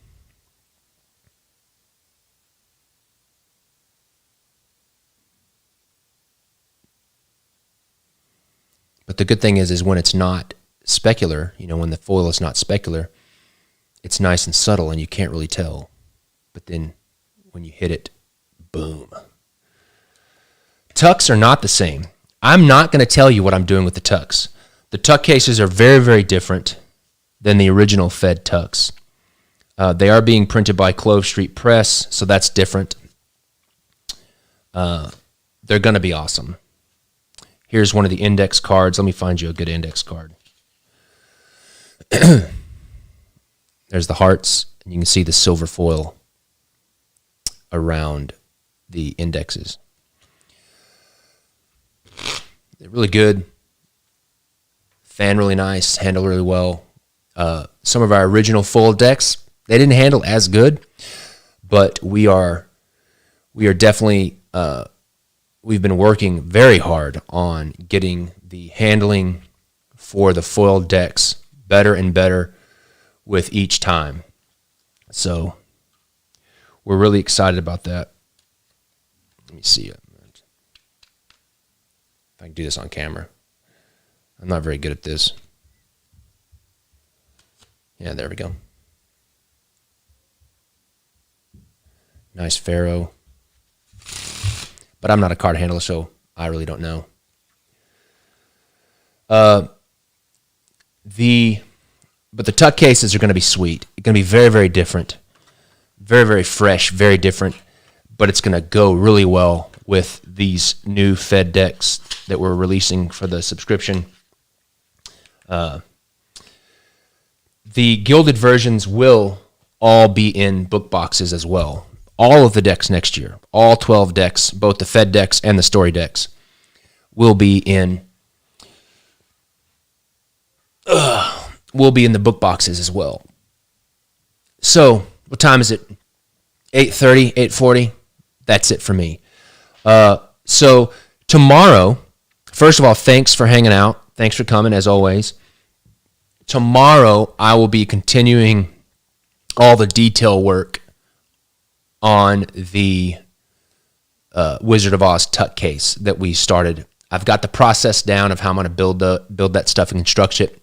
So what we'll do tomorrow is do all the scroll work on the negative spaces, and then we'll go back and do all the scroll work. I'll probably do it all at the same time because it's the same kind of construction process. So I'll do all the scroll work in the negative space, and then I'll do all the scroll work in the gold foil space for the LTD and gilded tuck cases. So anyways, what a great day, people. I hope you guys have a wonderful day. I'm going to go eat some breakfast because I'm hungry. I will see you guys tomorrow morning at 5 a.m. for Dawn's Early Light number 4. Wow, getting it going. So you guys have a wonderful day. I will talk to you guys tomorrow, and thanks for hanging out. See ya.